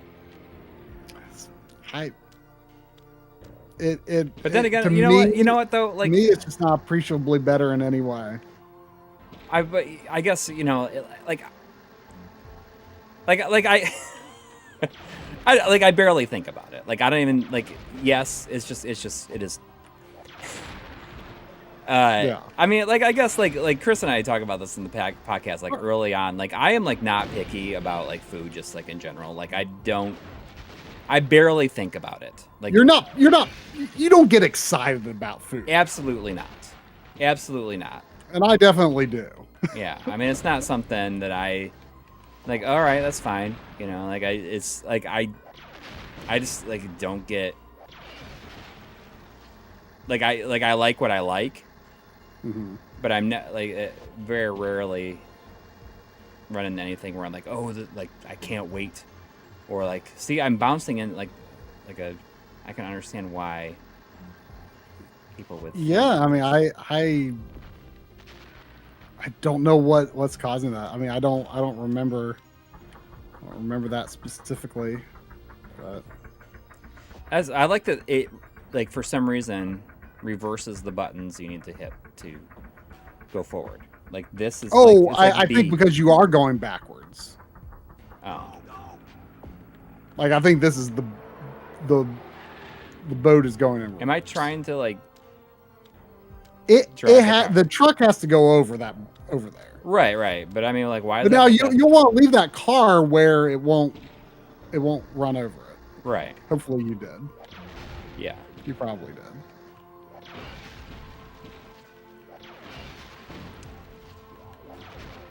I don't know, but that's just like, I guess that's why, like Marco's is fine because I like the, I like the gluten-free crust because it like doesn't make me feel gross. But like, I'm not gonna sit here and be like, oh man, it is like either the best or the worst. Like I just like I don't know. Like I just don't even think about it. I guess like it's just I guess it's just like You're just trying to impress me. I don't know. Yeah, that's fine. Nothing wrong with. All I not care caring that about much about is that food. it doesn't make me feel like bloated and like uncomfortable in my own skin. Which, you'd be surprised. I mean, like that's how what's there that like the place in Hartford, Connecticut always makes it feel. Like it's like it's decent, but it's like it is not. I never feel like it's worth the trade off because it always makes me feel like just like gross in my own skin. You missed some really good pizza though. What do you mean? There was some pizza brought while you were like off somewhere at Retro World. Oh, It was from what was it called? Don something. Or not Don. I always get Dave always calls it Don Pepe's, but I think it's Frank Pepe's. I think is what it is. So I always think, okay, what's the real name and what's the one that Dave always accidentally calls it? I think it's Frank Pepe's Pizza. It was amazing.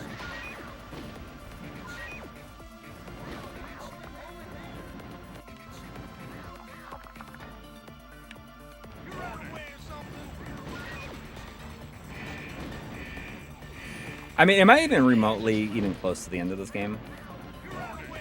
I mean, honestly, it's not that long if you mostly just do the main levels and don't like worry about like your score and stuff. I mean, I'd say you're a decent chunk in.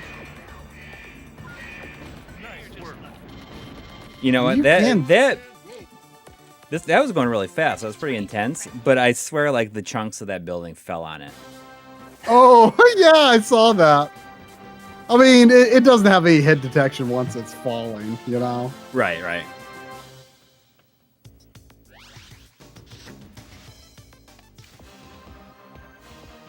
Medium levels complete. I mean, is hard levels like the top, or is there then there's like expert or something? I don't remember. I'm about 45%. PokePress says 40 to 50% through main levels. I mean, obviously, I'm not going to finish it tonight, but I could finish it like in a day, like another night, probably. Oh yeah, yeah. Go for it. Go for it.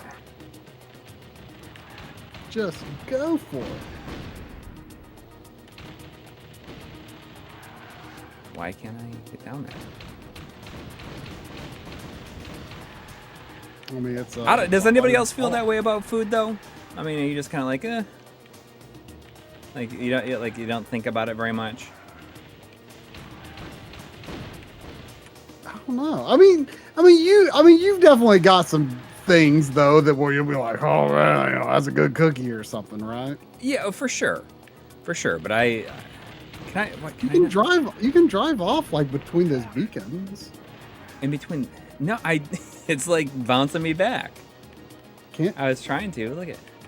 Well, I mean, that's a sheer cliff. I mean, don't forget you can change. You don't change the camera very much. No, it is like not letting me drive off. And you're not. I mean, it kind of looks like you should be able to go through. I mean, there. look at me. You definitely can if you're careful though. Because see, there's a ramp. Okay. Democrat says Oyster Harbor is the hardest level. Oh, that was a super chat even. You can do this. What? Oyster Harbor. Yeah, there was a $2 super chat from Demo Kirby. Oh, Thank saying you. that this level is Saying, the hardest? use the. Or wait. Oh wait, no, it hasn't appeared yet. Hang on. Let me refresh here. Why am I not seeing that here? Oh, there it appears. Okay. Dino Kirby said that Oyster Harbor is the hardest level in the game. That's not this level, is it? It might be. I actually don't. Is this Oyster Harbor?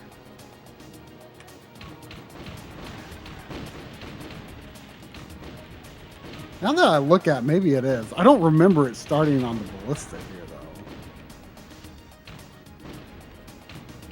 I mean, I get what it's trying to do. It's trying to get me to use the arc of these things to.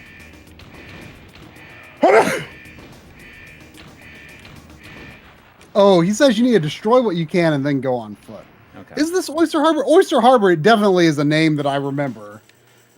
Yeah, it is. Okay, yeah. So this might not be the level to do now.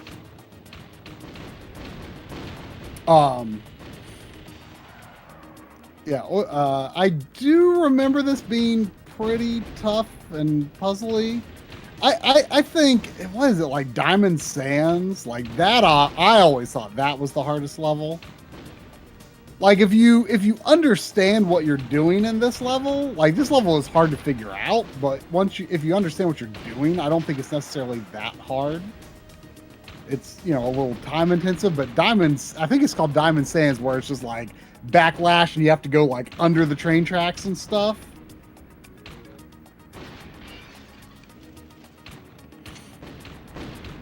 I mean, I understand what it's trying to make me do. Yeah, well, I mean, you don't have to destroy them all. Just, you know, just get it started and then go down and use the ramp. You'll have to walk.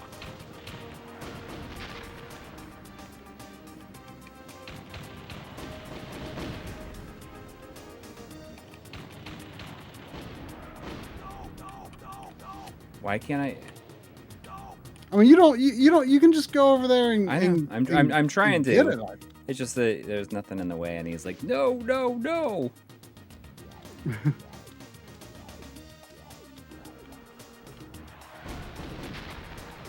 Oh, wow. We got a notification that Zane's dad has been a member for exactly 2 years, 24 months. Thank you. Saying, so cold. It's like winter is really mad and keeps storming out of the room and coming back and yelling, and another thing. Oh my god. So I gotta, like, not only do I have to do that, but I also have to.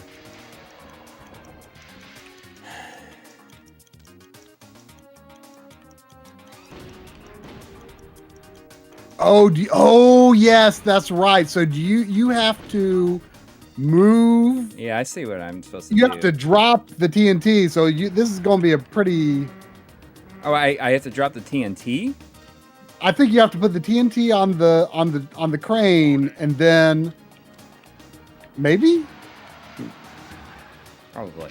and then blow up the stuff that's on the bridge. I think maybe. I mean, this might not be the level to do now, or maybe you want to go ahead and do it because you'll be like way too annoyed to actually finish it on your own. Maybe. Maybe this is the level to do.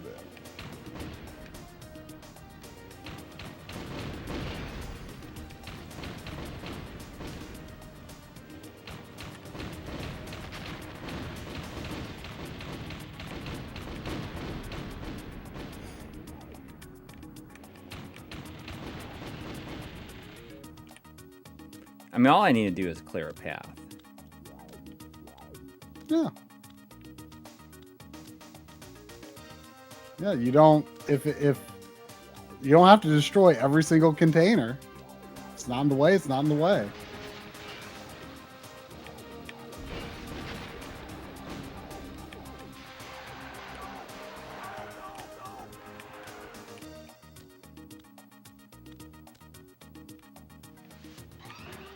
There is still some stuff in the way though. Well, You're on the way or something. I don't know how.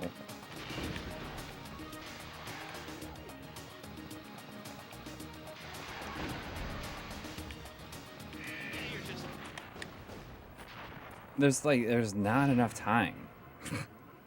I mean, there is. Go for it.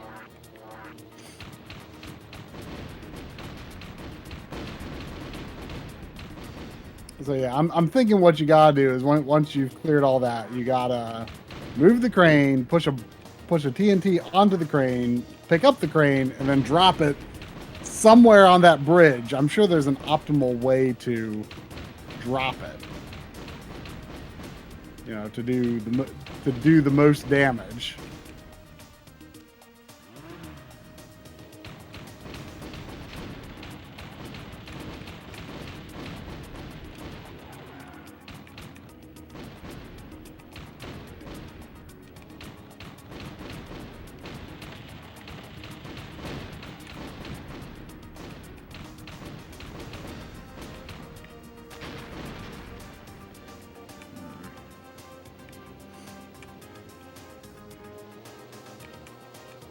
Now, Demo Kirby suggests you can probably focus on just freeing the Ramdozer and then, you know, Ramdozer the rest of the containers that are in the way. That would probably, as long as you go like clear just enough at the beginning, you know, then free the Ramdozer and then get the rest of the containers and then worry about the TNT.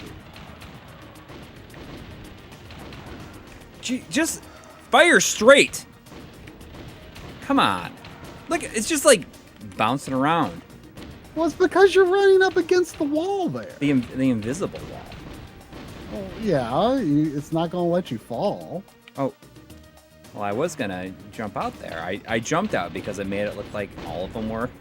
There's nothing there. Oh, that was a weird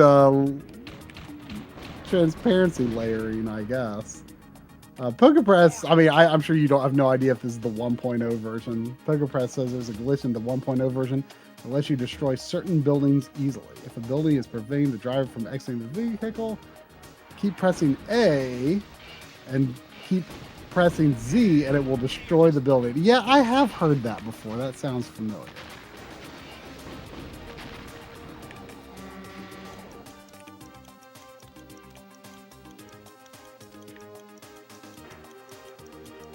All right, let's see what we can do with this crane. Just, come on, just put it down. Put it down!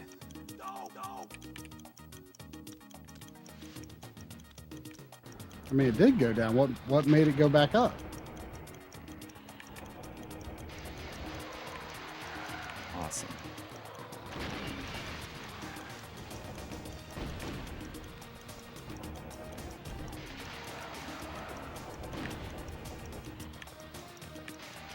Like, sorry, it's not like pixel perfect where it needs to be. You know, this is an early 3D game. You know, they're figuring stuff out. I mean, this is Rare's first 3D game, actually. I mean, you know, they did Killer Instinct first on N64, but, you know, it's not really a 3D game.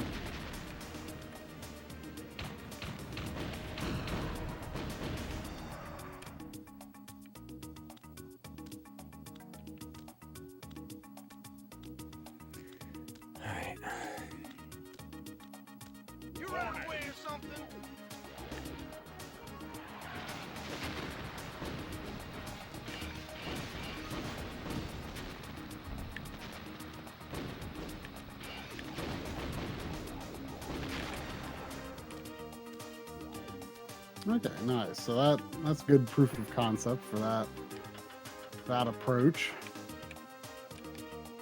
Jesus.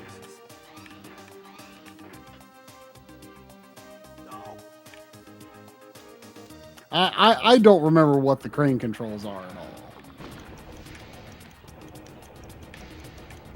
Okay, that looks like it should be a pretty easy place to line something up with.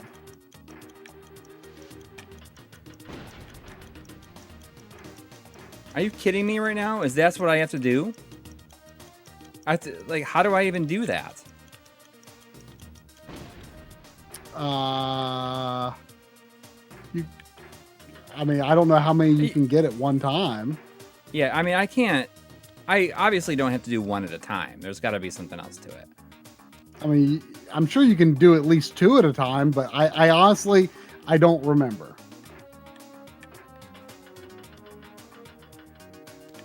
Demo Kirby says aim for the middle. Does anyone know, like, if you can do the whole thing in one? I don't remember.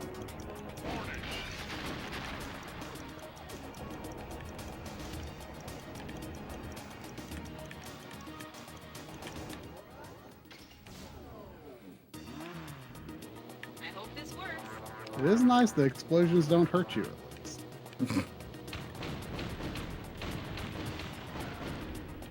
I mean, there's only one way to die in this game, you know? Yeah. Truck blows up.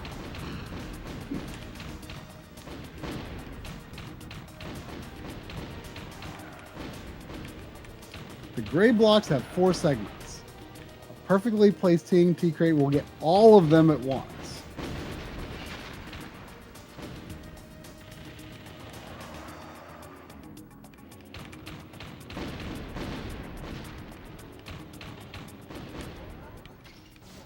I feel like there's got to be something else to this. It's so, like, specific. Oh, you opened the way before you restarted. You had the blue one on the right blown up. Oh wow, that one did it. How does Say handle her crunchy treat? She was able to bite it up pretty good. She's not a big chewer. She doesn't like chew her food very much. She mostly just swallows it. And mostly I give her pretty small treats, so she doesn't actually use her teeth as much as she probably should.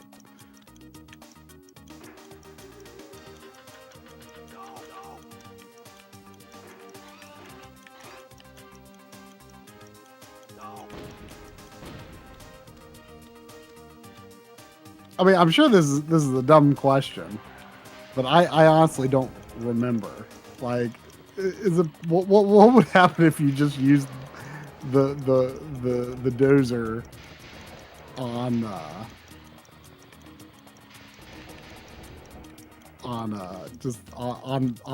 the blocks on the bridge?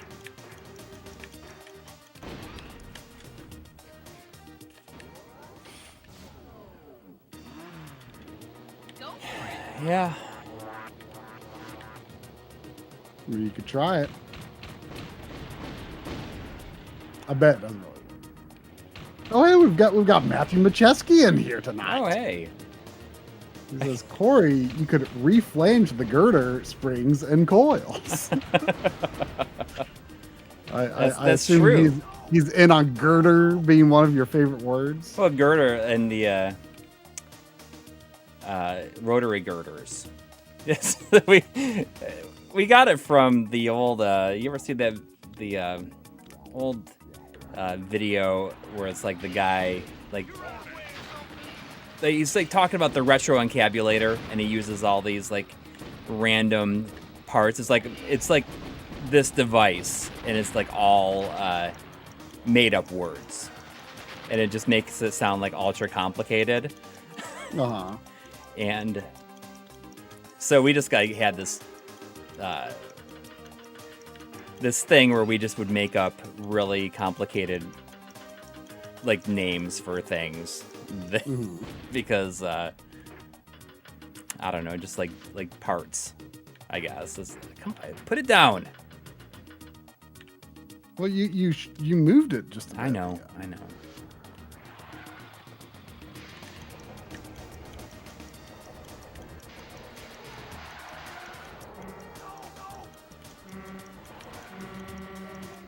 Jesus, come on. I'm not gonna. This thing. So if I just get in there, I hit the wrong buttons. It's like infuriating. You can do this. That's my problem, is I just hit the wrong buttons. Oh. I wish I could remember what the buttons are for the crane. I really can't. Well, A and B go backwards and forwards, and Z or R goes down.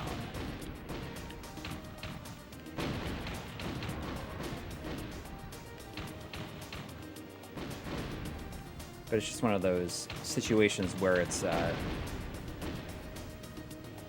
they have you like having to hurry so much that you're just you get lost in like the buttons you gotta press. You know what I mean? Kamal Zamer says, is anyone else flabbergasted at the price of Rock Band instrument sets? Weren't you talking about that not long ago? I think I was just talking about how I think that, you know, like that they eventually just like went so far up in price because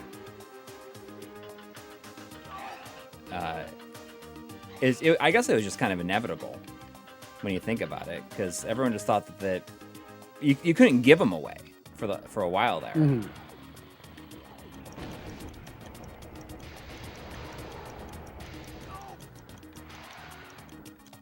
All right. So one well-placed thing, if it's like if I put it right in the middle, does that count? Apparently, maybe. There. Is that better be it? No, that's not it. So you might want to pause for a second after you get the crane back up. I can't get you to don't. it. This is You just have to get out.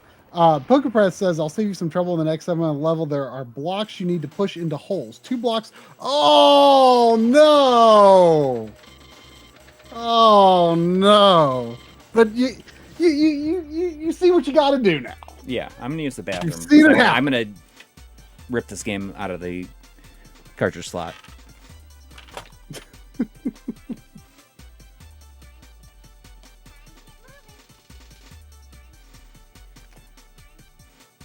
What is about to happen here? I'm I am legitimately wondering what was about to happen.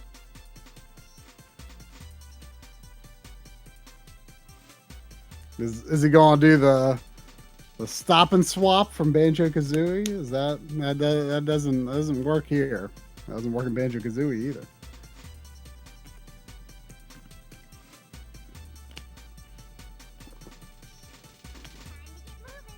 How's Sandy's wound healing up? I mean the stitches. It's hard to tell with the stitches. I mean I can't really do. I've tried to like kind of clean the area a little bit, but I can't really with the stitches. So I'm just leaving that alone until they come out. The spot on her tail though, since that doesn't have stitches, I've just like there's kind of I think the remains of like the cyst sac there because they had to use a laser on that. Otherwise, they were going to cut off her tail if they didn't do that. I'm like, oh my gosh.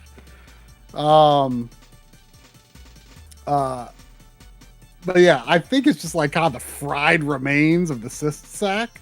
It's all shriveled, and I've just like taken some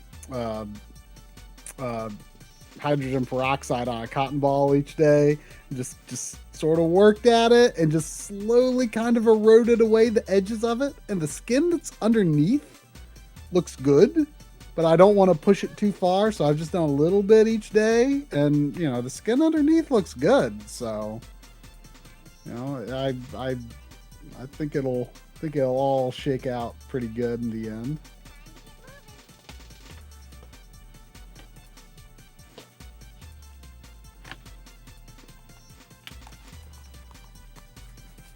All right. Where did you go? I had to pee. So it's just like that like who thought that anybody would ever have fun with that level? I mean, At what point we're like, oh man, this is Oh, great. I mean, you know, you have to put yourself, I think, in the frame of mind of someone who, who had the time to really focus on and learn this game, Yeah. and you're approaching this with the mindset of like, oh, I should be able to beat this game in just a few hours, and it's. When this is like, when this kind of game on, in 3D and all that kind of stuff is like new and exciting, and, we're learning how to play it. Developers are learning how to make it. It's a different mindset. Yeah. It just feels weird because, like the rest of it is like, I mean, that's the only one I'm like, I mean, that one is with, very much a puzzle level, very much a,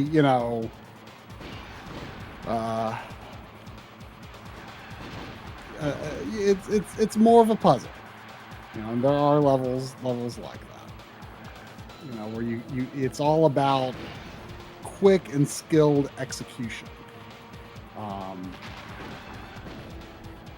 But that's probably the most complicated one. So you got, a good part of the way there at least. But yeah, I guess there's some blocks that you have to push into holes. That's what PokePress was talking about. Sounds kind of familiar.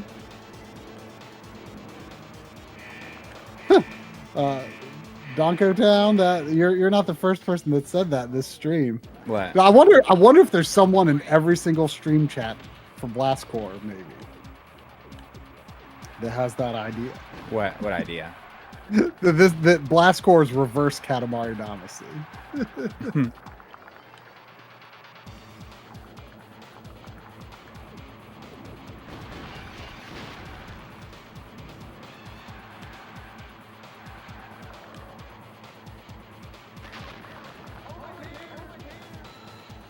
By the way, those buildings that it blew up on, it looked like there might have been like a jump mound kind of in the middle of a couple of them, like real tightly in there.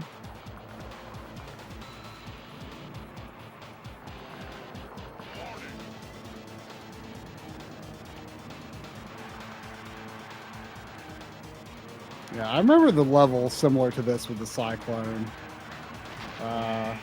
Has Coury even used the Cyclone? I don't remember Coury using the Cyclone.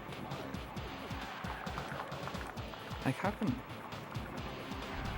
I mean, basically any level that lets you use the mechs is like the easiest. All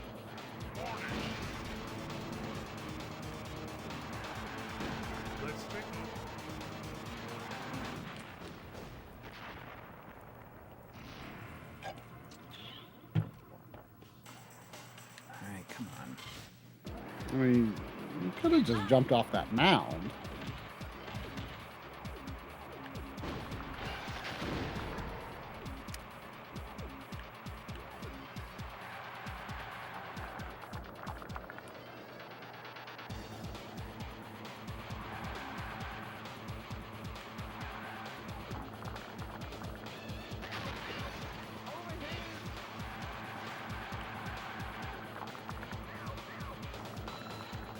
I definitely remember, though, my friend who got this game first. He loved it, but then by the time he tried to get all of the platinum trophies, he absolutely hated it. The platinum trophies are really hard. But I never hated going for them, but they are really hard. Oh, I'm not sure if you actually have to destroy those fences or not. Okay, I don't know. I'm not sure. Yeah, I mean, I'm really just figuring it out as they go. There was a $10 super chat from Andy64. Oh, thank you. Thank you.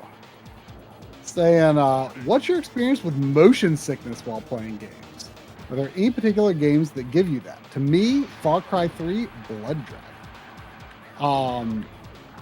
Yeah, for whatever reason, it's Half-Life 1 for me. Really? Yeah. I've only gotten motion sickness from like VR stuff. I got motion sickness from like games where you can look all around at like Res in VR. I got like not the original level that's for VR only, but Yeah, I've definitely had to, cut it short with VR sometimes, or, like that PSVR demo disc had that one like battle tank type game. yeah. You remember That's like the first one they kind of gave me. Yeah, I was like, oh, I cannot play this.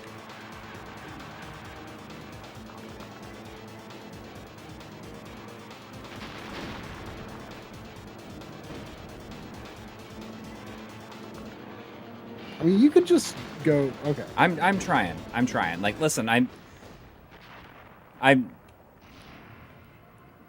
haven't Just gotten. trying to help you understand. I know, and I'm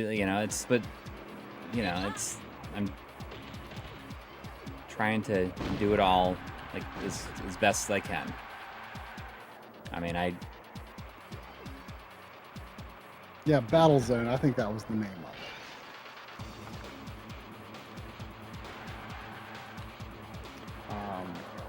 Like I remember when I was playing Blood and Truth, like I definitely had to play in sessions. Like there was a point, like I was fine, but then there was like a point where I could tell, like, if I played much more than like an hour and a half, it's just kind of like I'm done and I shouldn't play it, yeah.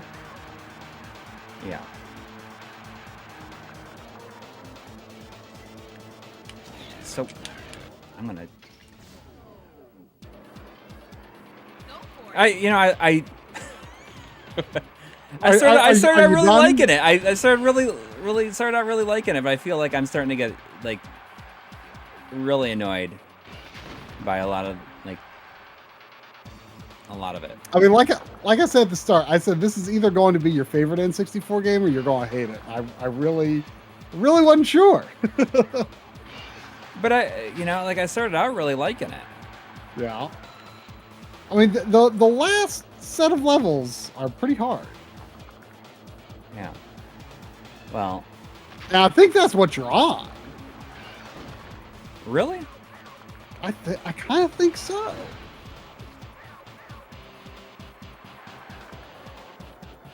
Oh yeah, Tony Marr. The backlash is tough. It's easily the toughest.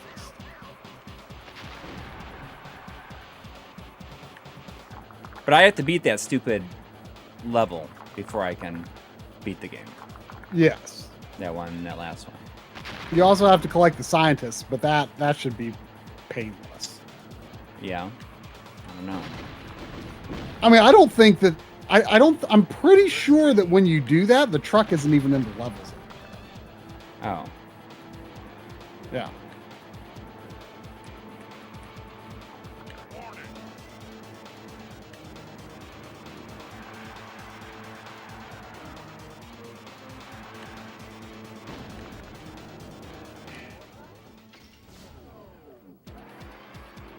Good luck. Am I ever going to stream Castlevania Curse of Darkness? Maybe?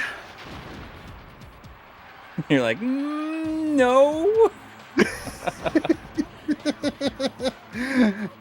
I mean, maybe streaming it would be the way to have the best chance of getting into it, maybe?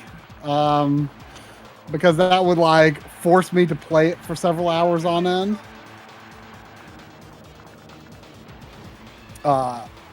Which is more than I've managed to do with it in the past.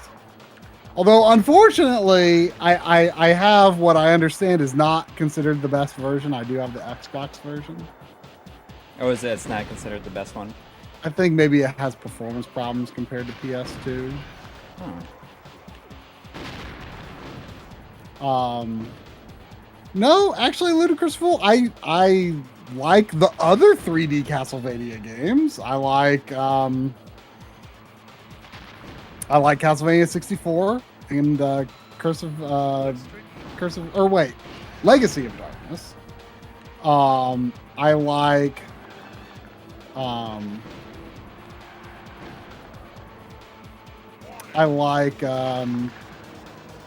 I like Lament of Innocence. And There's got to be like a faster way to do this, right? I mean, this is just like. Well, really... obviously there is, because the level can be beaten. There's when you get to these buildings, there's a mound between them. I know, but there was one right there. There's another one. Like, because I was the using building the one, you were ramming, there is a mound between those two buildings. Oh.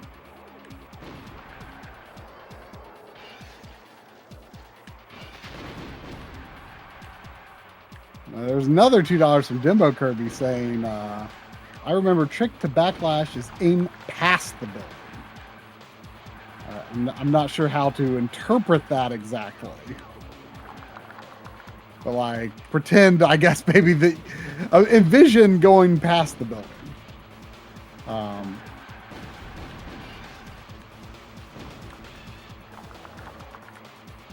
But what were we talking? Oh yeah, 3D Castlevania.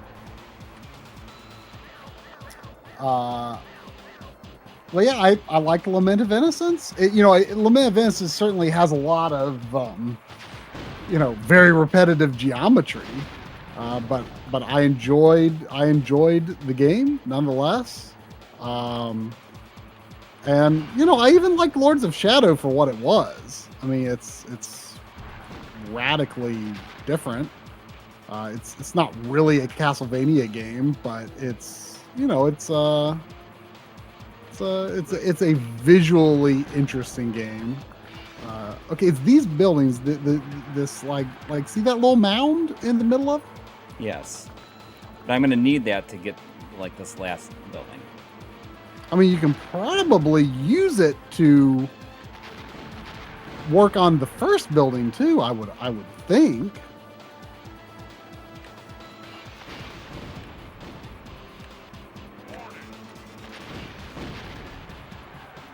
How is this still going?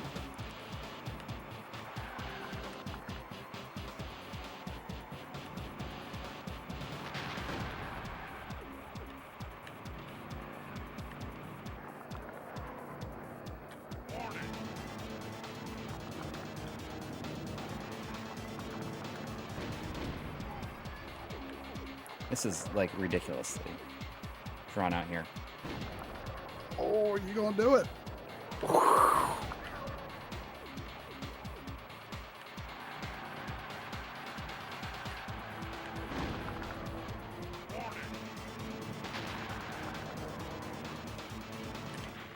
I'm like almost just smashed my controller. Are you feeling done? I'm getting there. But yeah, anyway, Curse of Darkness, like, honestly, what's funny is, like, I bought a used copy, way back when it was still relatively new. And, like, I didn't get all that far into it, and I kind of hated it. I got rid of it. And a friend of mine ended up liking it, but didn't want to keep the game. So he gave me the game. I tried again. I'm like, oh yeah, this is why I hated it. And so I got rid of that copy. And then eventually it's like, I saw an Xbox copy and I'm like, I should give it another try. So I got that. And the thing is, I honestly don't remember why I didn't like the gameplay. Like, I just don't remember why. I just remember I just didn't like something about it. I mean, I finished that one. I never finished Lament of Innocence though. Oh, really? I had no idea you'd played it. Yeah. Years ago. When I still lived in New York, I played it. Yeah. I mean, I honestly, I think it might be the better regarded Yeah. of 3D Castlevania games, but for some reason it's the one that I couldn't get into. I don't know why that is. I mean, a heck of a lot of that game. By the way, I don't know if it's too late already, but you Yeah, missed I'm part so of there's it. like one little piece. Yeah. I hope this works.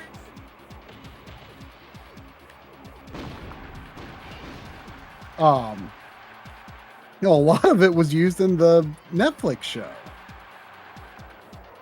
But Oh, I yeah. think that was what put it back on my radar. Like, I should give it another try. Yeah.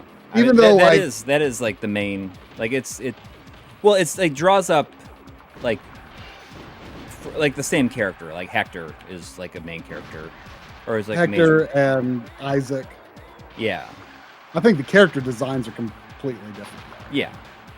But you know, they are inspired by, which I mean makes sense because, you know, chronologically it's in the same era as, you know, Trevor Belmont. So it makes sense that they added characters from Curse of Darkness. But yeah, like I don't know, it's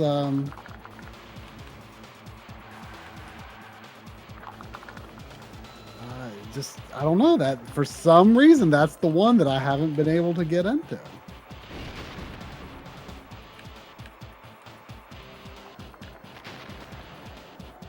Speaking of Castlevania, though, we are going to replay Castlevania Harmony of Dissonance on the GBA. Drum and I are both going to just be playing our own runs through it on the that's fun. Backloggery streams. We started a new thing called, I guess we're calling it community directorships, where we like choose like three types of things that we think we would probably enjoy doing, but we just rarely do because we're like so focused on, you know, backlog progress and stuff. Mm-hmm.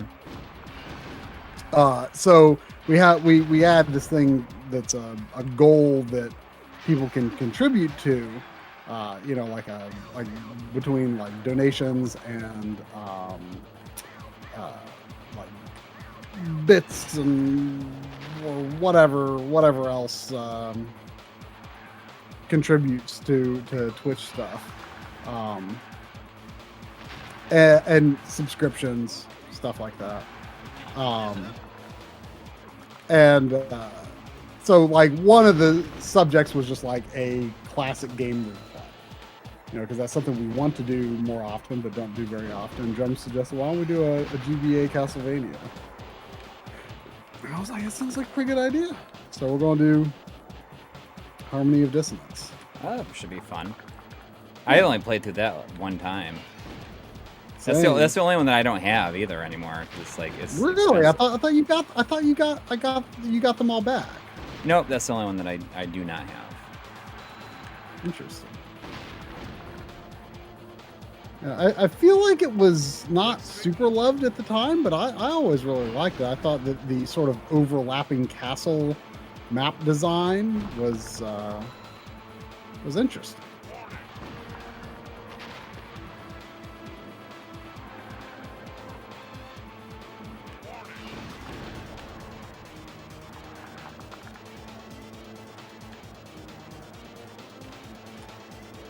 Oh yeah, Castlevania Judgment. I do have it.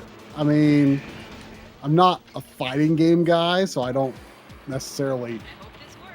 think a lot about it. But, you know, I've heard it's not necessarily that bad.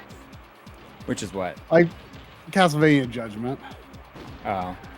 I mean, at the time, the big thing about it was everyone hated the character designs because they were extremely radically reimagined. But like, at this point, that's kind of whatever. I mean, you know what you're getting into with it. But people were mad about it at the time. But I mean, I've booted it up before. I don't remember it seeming terrible necessarily.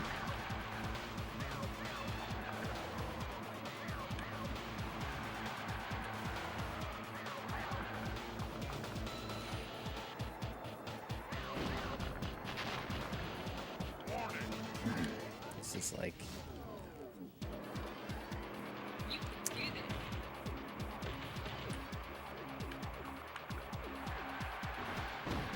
I feel there's a frustration brewing that I haven't seen since some of those bosses in The Mummy Demastered. yeah, well,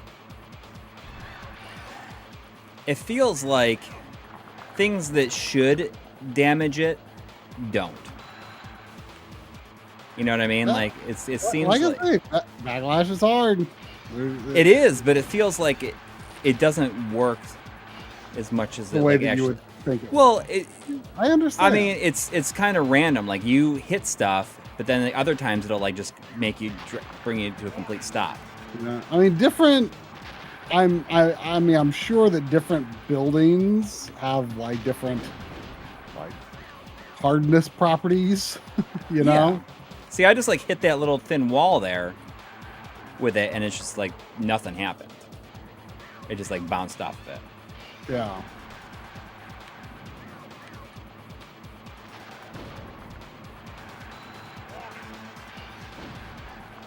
I don't even know if the wall in particular has to be destroyed or not, but it might. Probably does.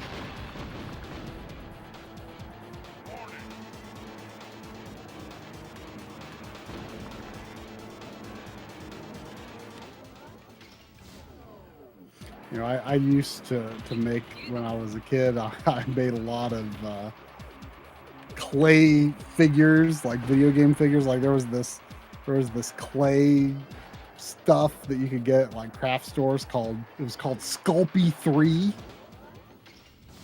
Yeah. Oh yeah. Yeah. I mean, And, like it came in all these different colors, and then you like yeah. build a thing, you bake it in the oven. Yeah. And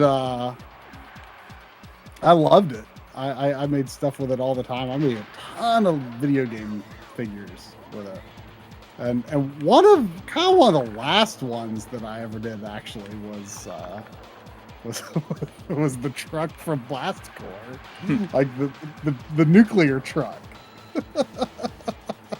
which is such a weird thing to make, really, but I did. Those are at my parents' house. Although, you know, I think I See, like that. Like why Some- why is that stuff still standing? Like what's standing from it? Don't ask me. I mean, that's what I mean. It's like it feels more like it doesn't work right than it should. Well, yeah, like I said, this was Rare's first 3D game. Yeah. You know, someone earlier on said something about I forget who it was, but they mentioned that they recommend watching the GDQ run of this game with I guess one of the people who worked on it did commentary, Oh. which it sounds like you could use some of that information yourself.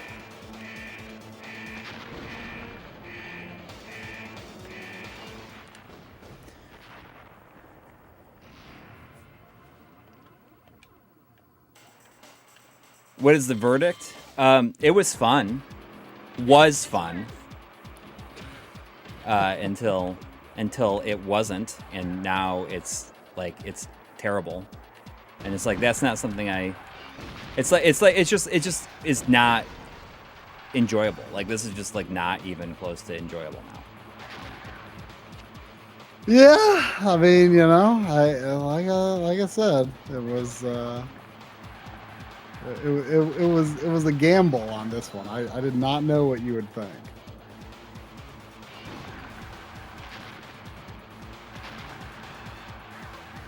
But you can always pop in something else if you feel you need it. Well, no, I feel like I need to at least beat this stupid level, even if it takes me the rest of the stream.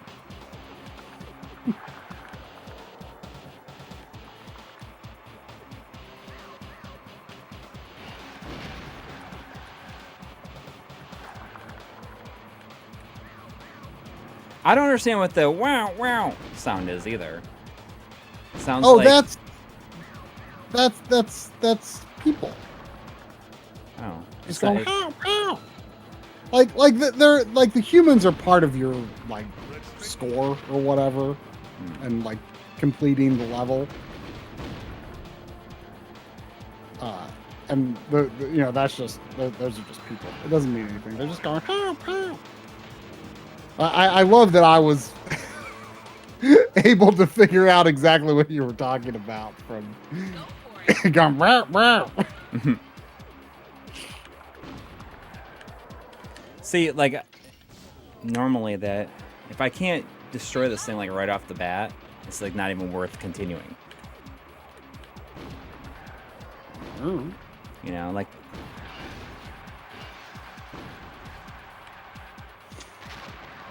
I mean, Alpha Drum, Rare worked out of a farmhouse in the middle of nowhere in England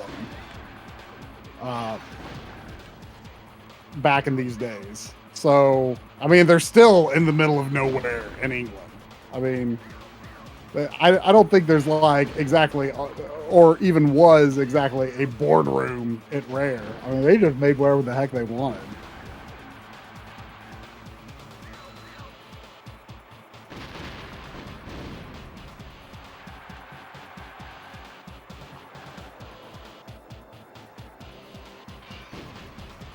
I think you're doing pretty good this one. Not to jinx it or anything.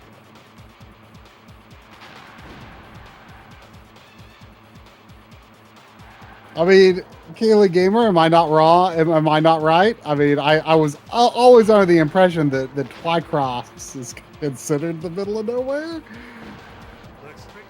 That's how Rare always kind of seemed to frame it up as like just a small rural little town.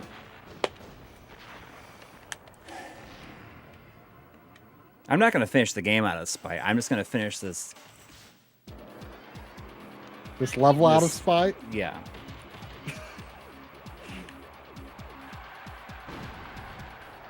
So that I can like really shit all over it in the games we beat this year. Played in 2023. Oh, that's too bad.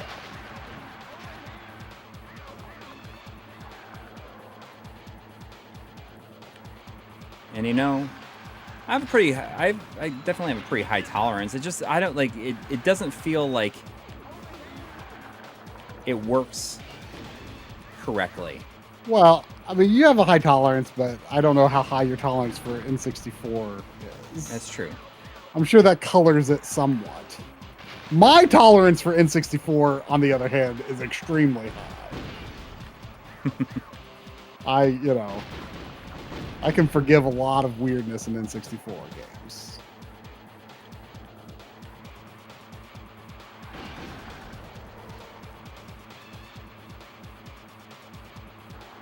Let's see.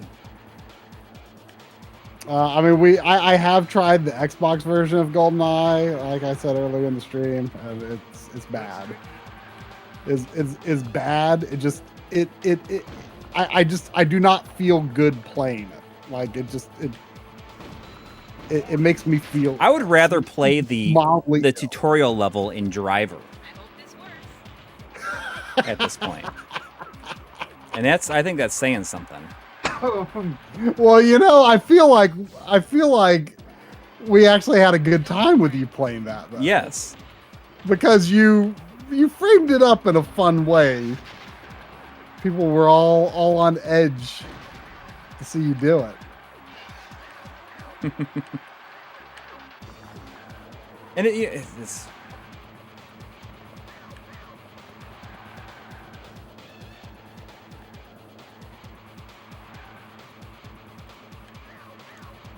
I mean, I appreciate the game that they tried to make. I just think that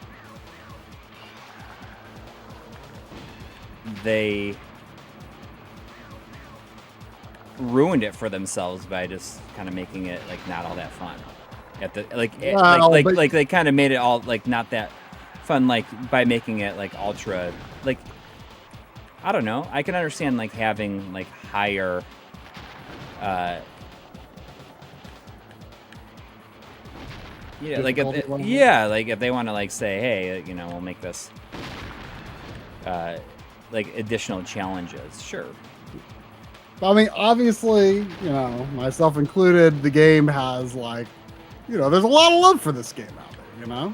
Yeah, but that's also like people that really like the N64, which I Sure.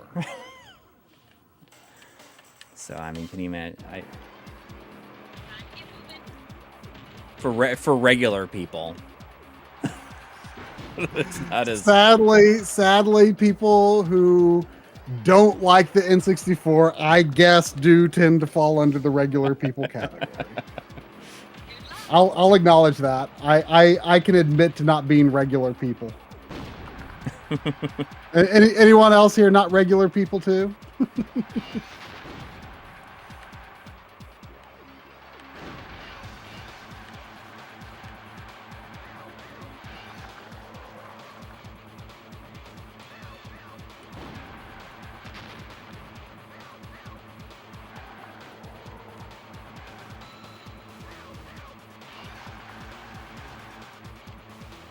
Well, Joe T says the N64 hairs are very wrong and irregular. That's what they call Mavericks in the Japanese version of Mega Man X. They're irregular. yeah. Weren't they called They're like irregular Hunter X. Yeah, I do. Keep moving.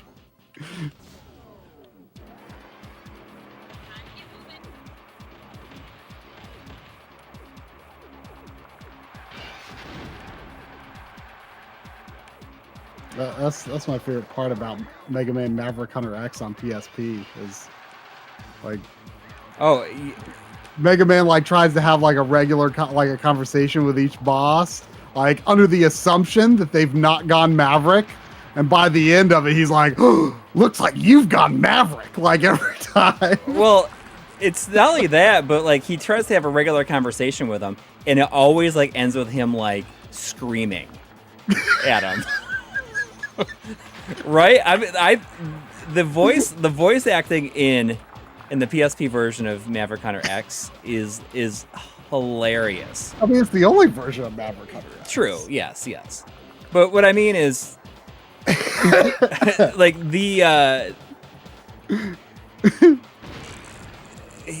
just the way, like whoever did the voice for him did for X in that game is like hilarious. Like it's just like so over the top. Oh, you took out that building really quickly with that hill. Yeah, it doesn't make a difference though. It does. I feel like talking about Maverick Hunter X voice acting is the first joy I've heard out of Coury's voice in 30 minutes. Like know what is like the worst is like when you just like skim something, you like almost hit it. And then like takes all your momentum. Yeah.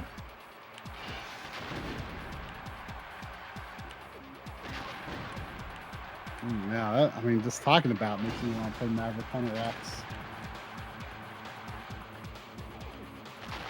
It's right here.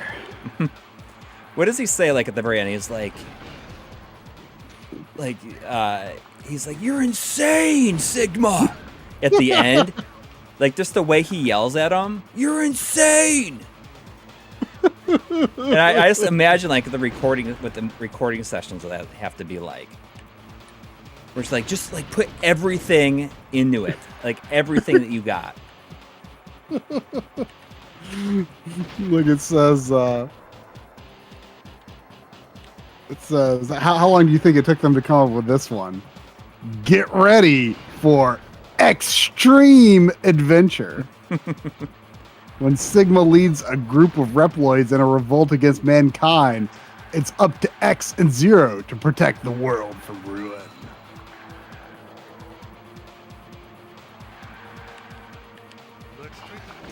this is a great game.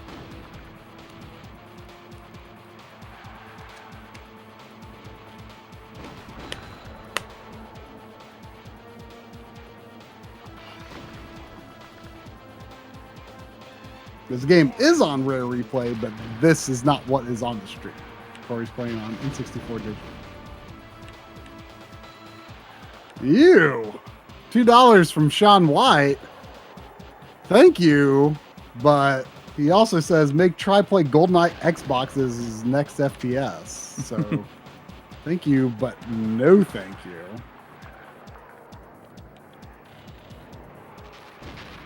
Yeah, Come on. And there's like, I played the first 2 levels and I'm just like, this is unpleasant.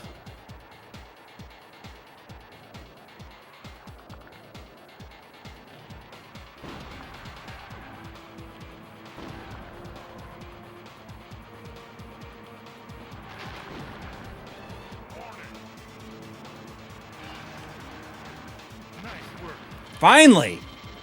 Woo! Jesus. Woo!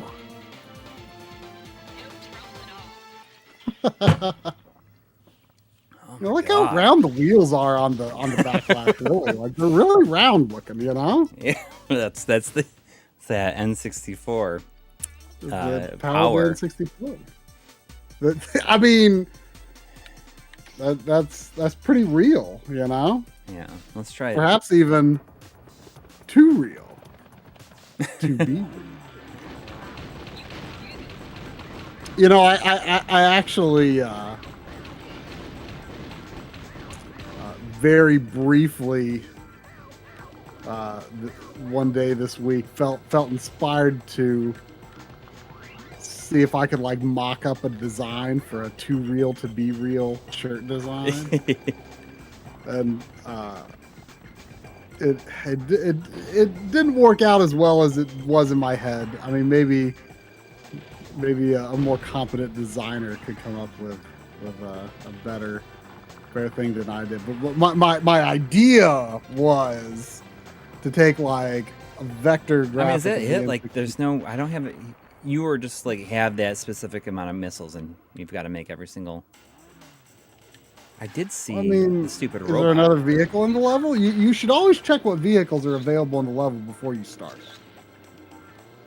Well, it's the robot, but I need to find the stupid thing.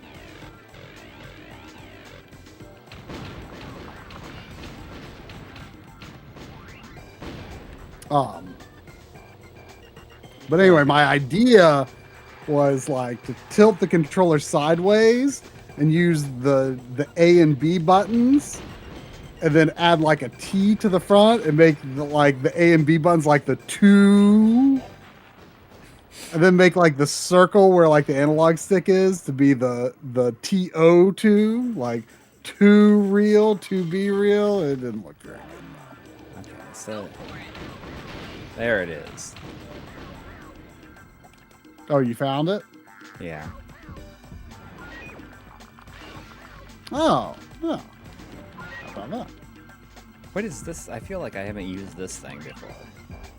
That's the Cyclone. It's basically like a smaller version of the Thunder Fist. Like it does more like cartwheels, so I think you can like I think turn while flipping a little more. It's like it almost looks like it breakdances. I guess. Yeah. It's basically the same thing as the Thunder Fist. Yeah, I would been wondering earlier. Like I was like, oh, I feel like you haven't used this, but I guess it's a little squirrelier and a little weaker than the. It's definitely more fun. Fist, but I mean, anything with the mechs is like a piece of cake compared to everything else in the game. Yeah. And admittedly, probably the most fun.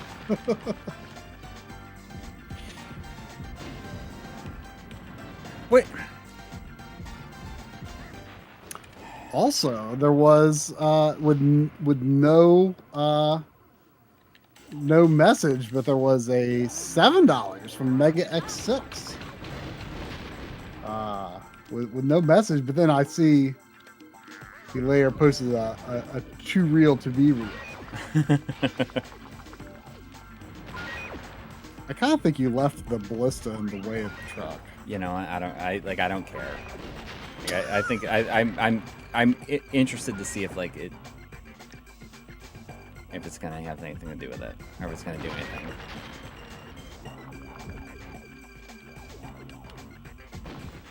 Yep.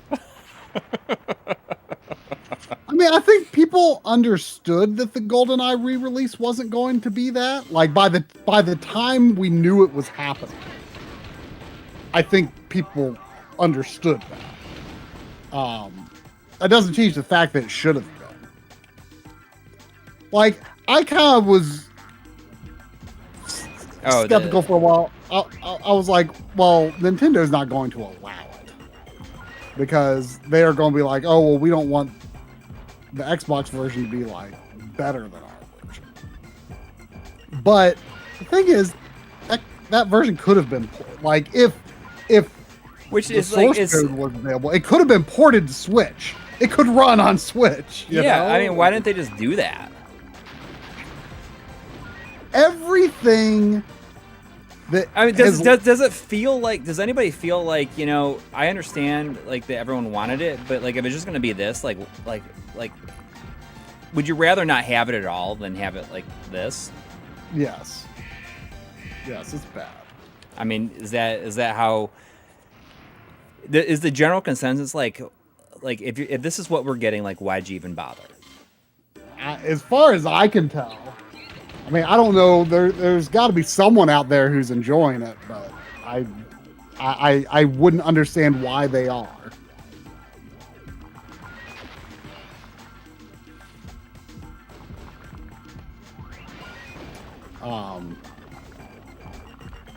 Oh yeah, Ludicrous Fool says if Turok and Doom 64 could get such good re-releases, then so could GoldenEye. I bet Night Dive tried to get that.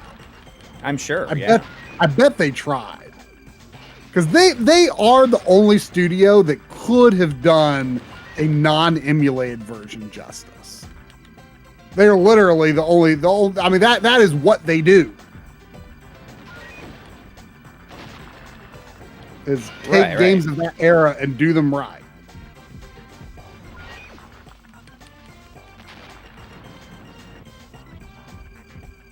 It's just such a weird thing. I mean, I wonder if people are like, why'd you even bother? You know, well, I mean, it's just like it comes off as like more embarrassing. It's very embarrassing. I mean, and that's really really unfortunate because you know there's a lot of people that were excited about it. Well, I mean, and it's amazing that it even happened. Yeah, right. I mean, this has literally been talked about since the Wii, since Virtual Console. Like, you know? Yeah. Like people have wanted this for so long. Any new version of Gold. And it's junk. It's junk. They finally did it. Who handled the Xbox version? It is worse than you could have imagined. Jeez.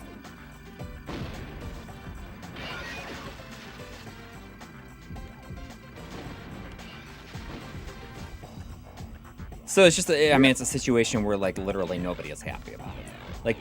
Like nobody's like, oh, you know, I guess it's not that bad. Like nobody is happy. Like nobody thinks this was absolutely worth the wait. Like clearly, no one who. I mean, is there anybody out there, like, you know, I guess like. I don't want to say justifying it, but is there people be like, you know, it's not so bad. Like, it makes me think of the comments on your Rare video. You know, like did the people who released it like these versions of it? Did they make exactly the game that they wanted to make? I mean. I have a hard time believing that anyone who gave the okay on this understands or cares about the original game. Like, it's... I mean, you know... I hate putting it that way, but if it's not good. It is not good.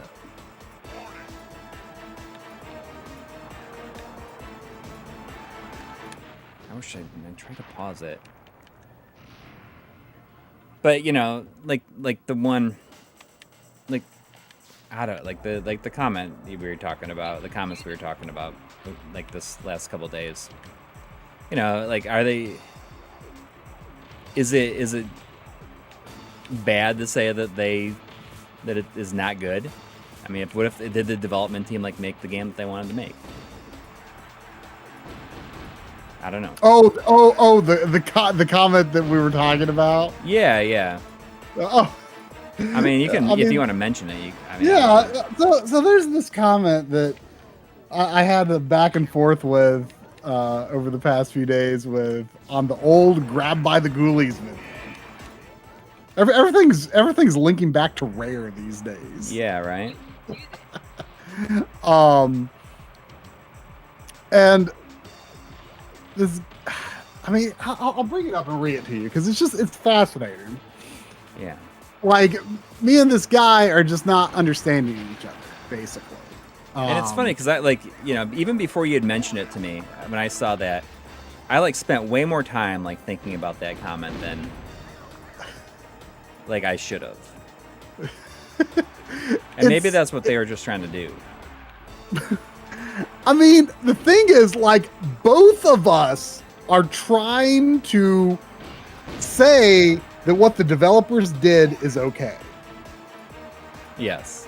But he does not like the way that I said it. So, I haven't watched the Grab by the Ghoulies video, since I made it. So, I don't remember exactly how I put it. But he did put me in quotes here, so I assume he's quoting me relatively correctly. Mm-hmm. He says, I already reached to the dislike button after you say that Ghoulies' way of storytelling is part of time and budget restraints behind the shift in management. I bet the person who directed the game was insulted. It's Rare and Microsoft's game, not yours. And so this just makes me think okay, is making criticisms about games bad? Am I not allowed to criticize games? Especially games that are famously had trouble development. Sure. There's no reason to not assume that things could not have been perfect during that time of shift in management and guess what? Budget constraints inform everything. Yeah. Everything that's ever made. Right? Yeah. And the thing is, well, anyway, let me read a little more here, because that was the first comment. And I replied saying, that statement shouldn't be interpreted as an indictment against the game or Rare's team. It's the opposite, in fact. If they had the time or budget to make elaborate cutscenes, of course they would have, but they didn't. Creative choices are made with time, budget, resource constraints in mind, and I think they likely did the best they could in that case with that in mind. Not every game ends up being the perfect vision of what the team wished it could be, but you just gotta do the best you can with what you have and move on. In other words, by saying that I think a certain element seemed not quite all that it could be, I'm giving Rare credit for doing what they could, rather than just saying that something was bad. Recognizing context of why things are the way they are in a game is all part of appreciating it. I love this game overall and was a lot more positive on it than probably most people are. And then he replies saying, outside of you saying that the game is good, the rest, I disagree. Again, pretty disrespectful that you assume that the unique cutscenes are part of budget and crap. Please respect the creator's vision next time and not make assumptions. And then he left another comment saying, irony that you gave Rare's earlier games like Banjo-Kazooie, yet nitpick it for Ghoulies is truly insulting. Which I assume he means I gave Rare's earlier games a pass or something for... I mean, Rare's games had basically been presented with cutscenes for some time up to that point. And I'm not saying that all games have to have cutscenes to have like acceptable, story presentation. I was just saying that the way that the story was presented and Grabbed by the Ghoulies felt a little rushed or unfinished, was all I said. But he's saying, no, this is a creative choice, and you are not allowed to assume that the game is anything less than the original exact creative vision of the director. Which is, I mean, like I said, it was like famously like supposed to be an N64 or a GameCube game, right? Yeah. Well, here's the thing. Directors get their jobs because they are able to make good creative decisions within constraints and limitations, right?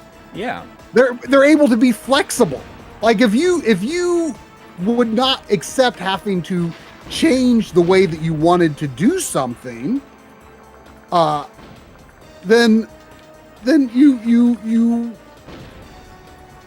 you wouldn't be chosen as a game director. You have to make tough choices because you're given a certain budget and a certain amount of time, and you gotta make a finished product in that time. There is lots of evidence of unfinished things in Grabbed by the Ghoulies. Like the most notable one, I think, are that you periodically see these like kids that are kind of bound up and captured, and Right. like you see them and you approach them, but you can't do anything with them. Like they're just there and they're just unacknowledged when you come up to them. You can't do anything about it. And then like the very last part of the game has you running all throughout the mansion to where those kids are and saving them then. And that it's like, it's clear that like that was originally part of like some bigger, more designed element, right? Like it doesn't feel right. Like that was a compromise, Yeah. And so anyway, my reply, and this is the final comment, this is my reply to his last comment, was saying, You should have started I'm your not comment saying that- with "Allow me to retort."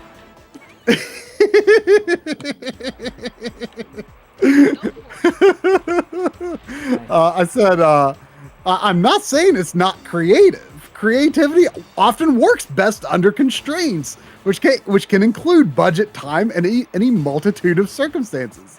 The developers should be commended for coming up with the solutions that they did, working under circumstances that couldn't have been perfect. Change in management is hard, not to mention changing development platforms. And acclimating to that no doubt took time away from the project. Yet they made a finished product all the same. The director made the necessary and appropriate decisions to get them to the finish line. That's creativity at work. I'm on the dev side and I respect what they did. But no, saying that implying that anything about the result was because of budget and crap, like is insulting. Like, that there's there are some filmmakers out there that I think are able to get away with almost anything they want to do, but that's a select few, Yeah. Hideo Kojima can get away with whatever he wants to do, basically, right? But that's not going to apply to most other situations. And even Kojima, still ultimately has to be making negotiations with the money people and stuff like that. Okay, this one's the one that I think is the hardest level. It's the most technical one. Basically, you have to clear both sides of the railroad, and you have to go under the road to get to the other side of the buildings. Huh. Watch this one be really easy for you. I doubt it. I'm starting to feel like there's too many levels with this thing. It feels like they go heavy on They this. do rely on this one maybe too much. I won't deny that. I won't deny that.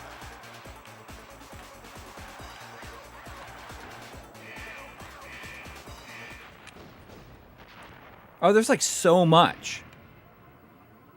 And you have to do both Yeah. sides of it? Like, how is There's, it even? there's multiple paths, though. Did you see there's multiple paths under the tracks?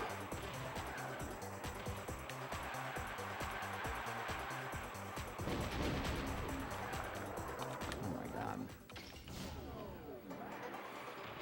I hope this works.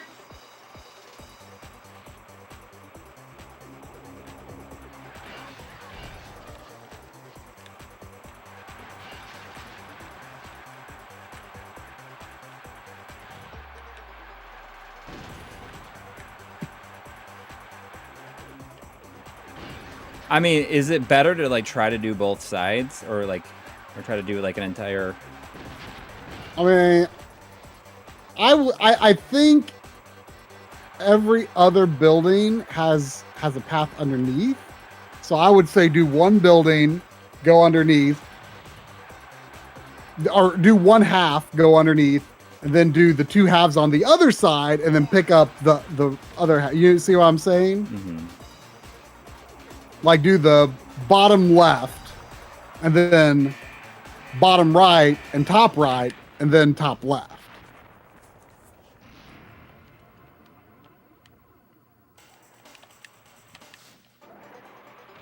I hope this works. Yeah.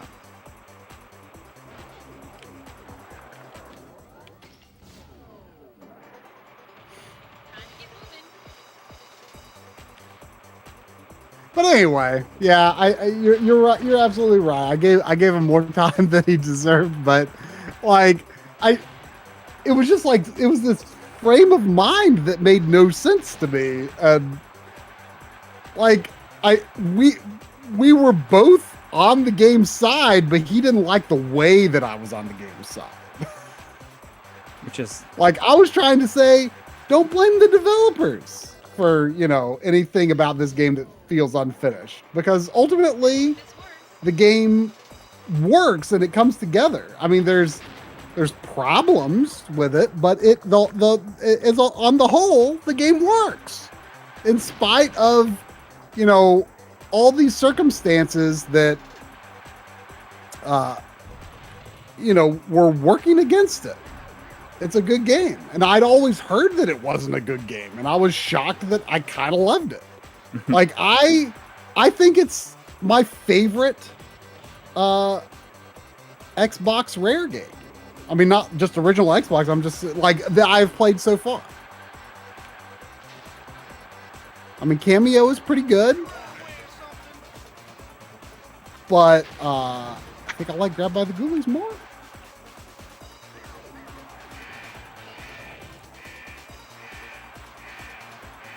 And you know, Sea of Thieves. You know, I played a bit of like, I don't even that understand how this is possible. last month, and it, you know, was very good. You know, I wish, you know, there was more of a campaign to it that I could like call it beat or something, but. Wait, what game? Oh, Sea of Thieves. yeah. It's really good though. It's really fun. Like it's not the kind of game that I would normally get too into, just because it's, you know, it's very focused on not so much about you know, beating a campaign. Anything.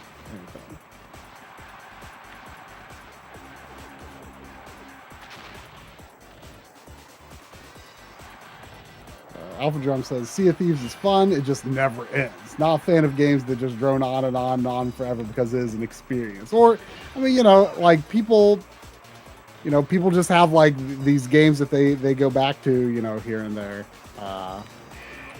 And well, I think there was actually a closer path underneath that you didn't take.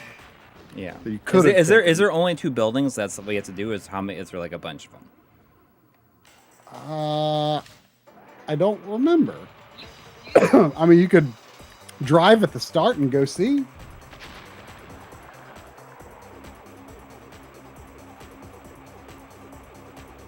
But Sea of Thieves, I mean, it's a really interesting experience. I mean, I played it with 2 other people, you know, for a span of about 4 hours, and it was it was a really cool experience. I enjoyed our time, but you know, the fact that you Oh my have God. a heart. It's like, nope. It keeps going. Yeah, it just keeps going. Nope. Nope. Nope. Nope. Just done. Oh. Nope. That's it. That's it. That's it. But it's really good. But you know, but in some ways, like in some ways, what's cool is that there's no like real progression, so it's easy to just like pick up and play with some friends. But I still prefer more like purpose and you know more of a campaign sort of structure to the games I typically play. But I had a really good time with it. Like I can't deny that it is quite a nicely designed game and is fun to play, for sure.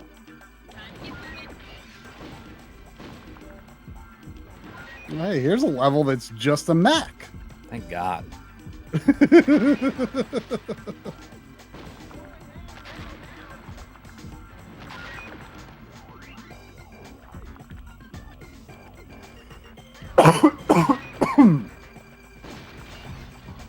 Why did they build houses on the tracks?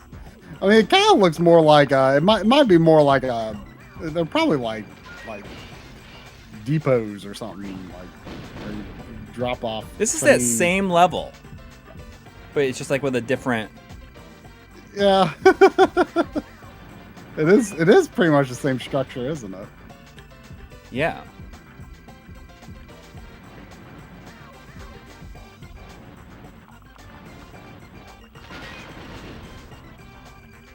Oh yeah, I think everyone called this Blast Corps back in the day, unless so maybe people who had family in the Marine Corps, maybe they probably knew better.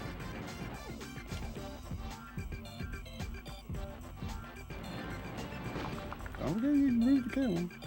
I know. Well, I'm trying to. That's how I ended up in that mess. Looks tricky. Yeah. I don't know if I need to hold down. I forget if there might be like a tapping element to like. Well, I've been tapping it, momentum. and I it's like kind not. of forget. I mean, I think that's just a harder building. And once you like start busting through stuff, you there's kind of a cumulative effect as well. Like it just kind of like builds your momentum. Like instead of slowing you down, busting through buildings seems to like kind of give you a boost.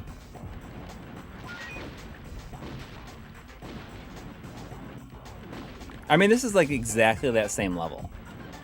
Like the layout is exactly the same. Like it's the same level. But it's better because you're the Cyclone instead of the Backflash. Why is he just like, just like, I'm gonna flip into it and not do anything to it? I mean, I think you're like maybe starting it like exactly at the wrong distance to where he like stops or something.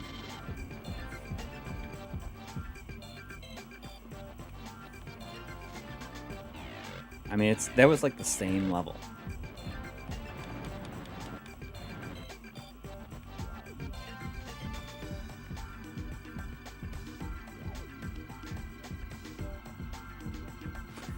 So the real question is, so they can't stop this thing, right? They can't stop this vehicle. Like once they start going, or is this thing just like driving across the world and it can't stop? It just can't stop. Going across the world, you know. It would be funny if like once it started, like it was impossible. They were just trying to clear a path. I mean, eventually it does get to the, you know, the disposal side. Gaming Blows, answer your cue from the milestone chat earlier. What was that? What do you mean milestone chat? I have it right here. Oh, that vintage, is that a vintage N64 shirt or a new one? But Gaming Blows has been a member for 28 months in a row, by the way. Oh, I don't know why I didn't see that. Sorry about that. But yes, thank you. I mean, I think that's you probably got that. It's like the Target shirt, right? I think my mom got it for me at Kohl's, like not all that many years ago. So it is not of the era, but I've had it for probably at least 5 or 6 years.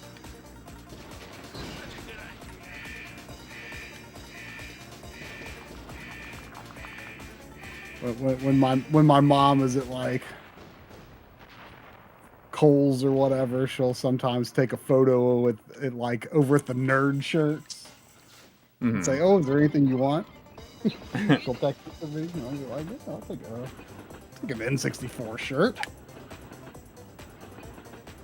You have to jump from above was I in the middle of a buildings. rant? What was it when I was talking about that comment? That was probably what got me. Sorry about that.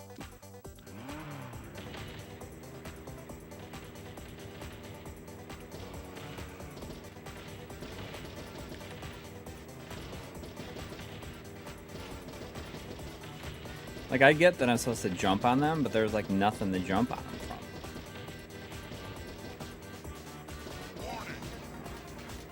Eric Fox says, I do Amazon returns at Kohl's. They give you a coupon when you do so, and when you do so, I end up buying shirts. Huh, that's interesting. Like, Yeah. how much of a coupon is it?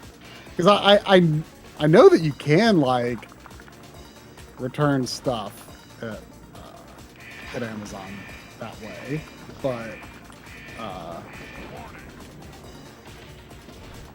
like,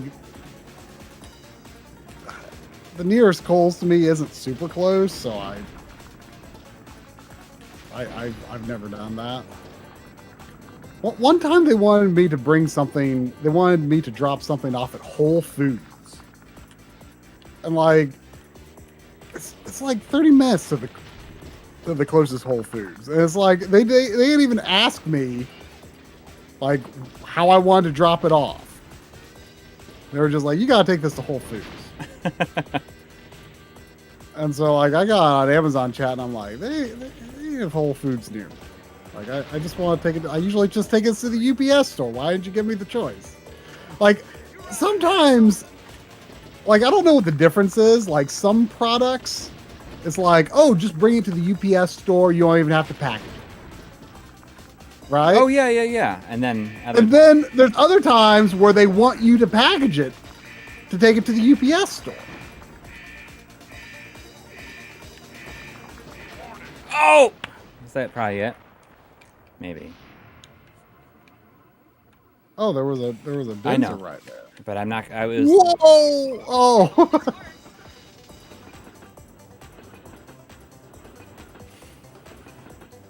I mean, UPS store is always the most convenient for me.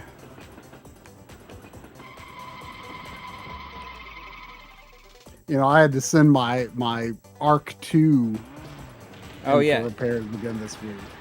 Arc 2 for people is part of the it's a component of the slider system that we use, you know, to get those moving What is this? What is it doing? shots. Like what is that doing? I don't. It's just What's like what doing? it's just like blue, like dancing. Well, it's because you're out of you have to use your boost effectively. I don't. But I wasn't even holding it down. Whatever.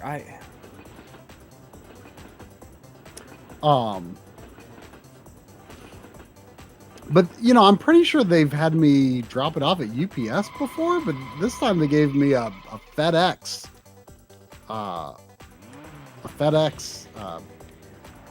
label. And I went to the FedEx store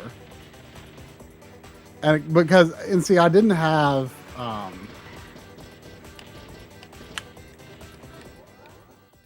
I didn't have any proper size shipping boxes.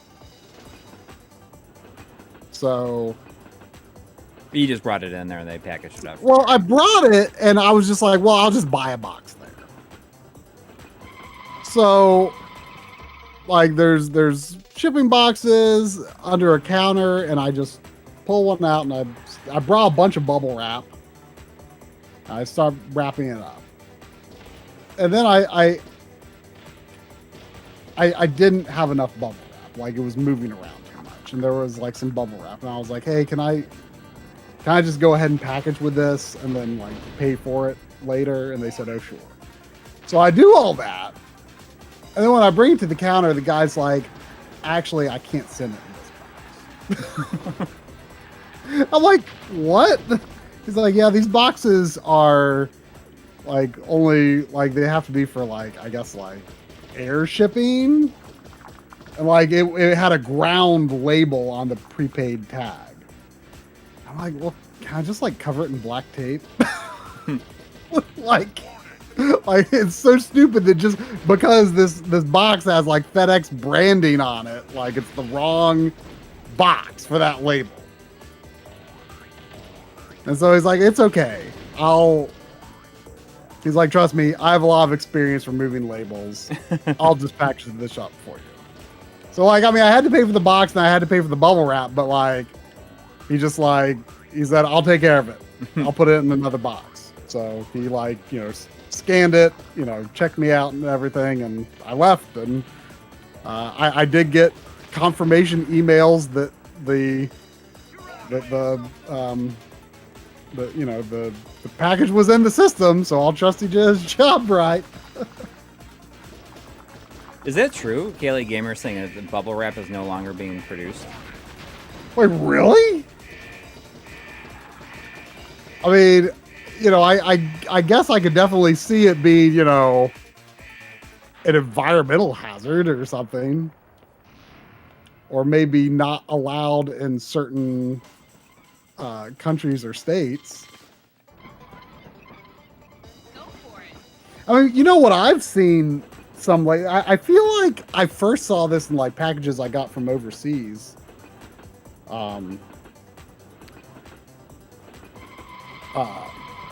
Like this, like it's like brown paper and it's like serrated and like cut in a really weird way that makes it kind of like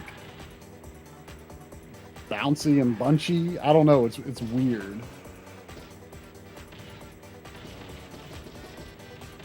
$2 super chat from Dad 1153. Blast Core, Passion of the Coury enters hour 4. Well, I'm gonna try to beat this level if I can, and then we'll. Yeah, once you clear a good bit out of the way, you could probably then go ahead to that. You could probably go ahead to the dozer. The dozer and clear a lot of things out a lot more easily. So clear out some of that stuff.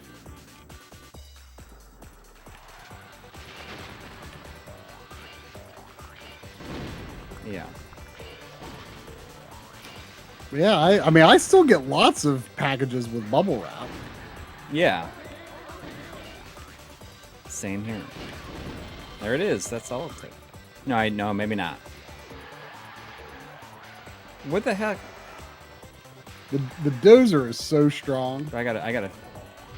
Oh, you gotta push the box. See the boxes? Yeah.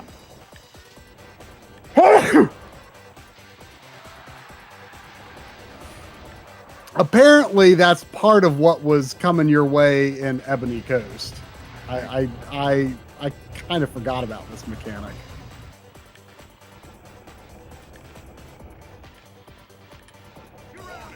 It's kind of funny that they just start overlapping. Nice work.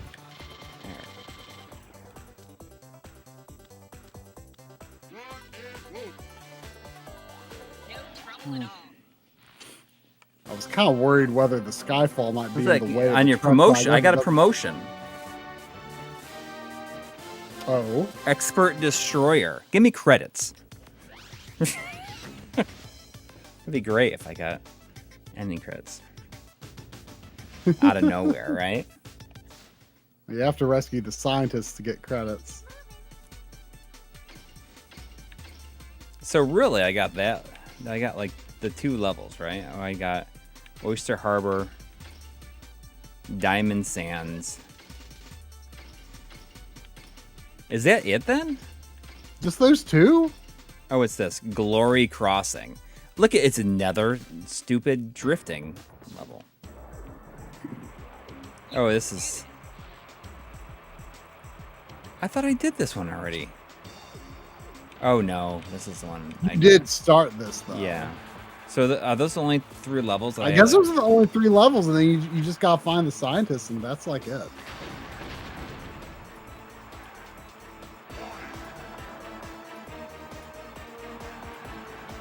I thought you finished this though. No. Oh, did you play a similar level with the cyclone? No. It's this one.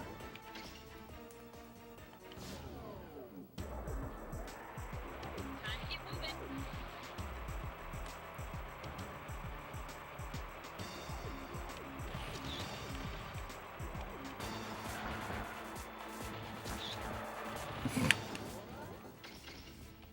With all this rare talk tonight means you're playing Viva Pinata. No, I have not started playing Viva Pinata yet. I haven't started playing any of my 2023 pledges yet. Dang. But I do need to start one soon.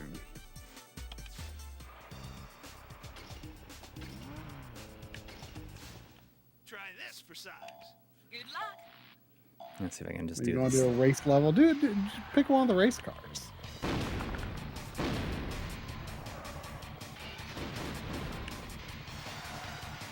I mean, I don't know what's going on. What am I supposed to even be doing here? You're racing. I'm racing, but how come I'm like outside of the things? Well, because you never went into it. Like straight ahead from where you start. Or maybe there's maybe if you use the dozer, it's a shortcut. So I what I did is I turned this way, and I went through this, and then I'm like Finish outside of full it. lap. Like, look, what? Do I go down there? You Didn't think? you go down to into the half pipe? I guess. I assume that's what you're supposed to do.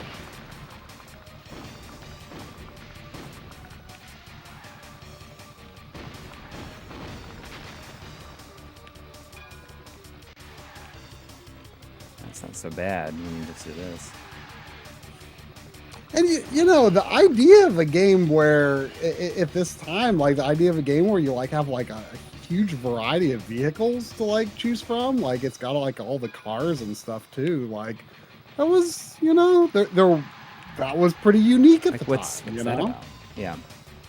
not a lot of stuff like it. You know, that's always been one of the cool things about, you know, Body Harvest on N64, which was, you know, kind of the progenitor to GTA 3 in a roundabout way. Which, you know, I think Body Harvest is a really good game. I mean, Try this for size. it's not for people who aren't fans of the N64 already, but I think it's a very good game.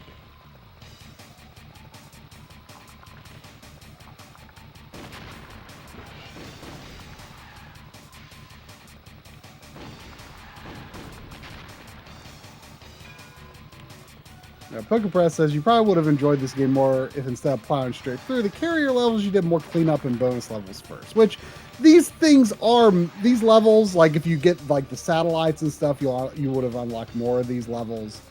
And you know that's how we played the game when it was new, right? And that is the purpose of these levels, is to break it up, right?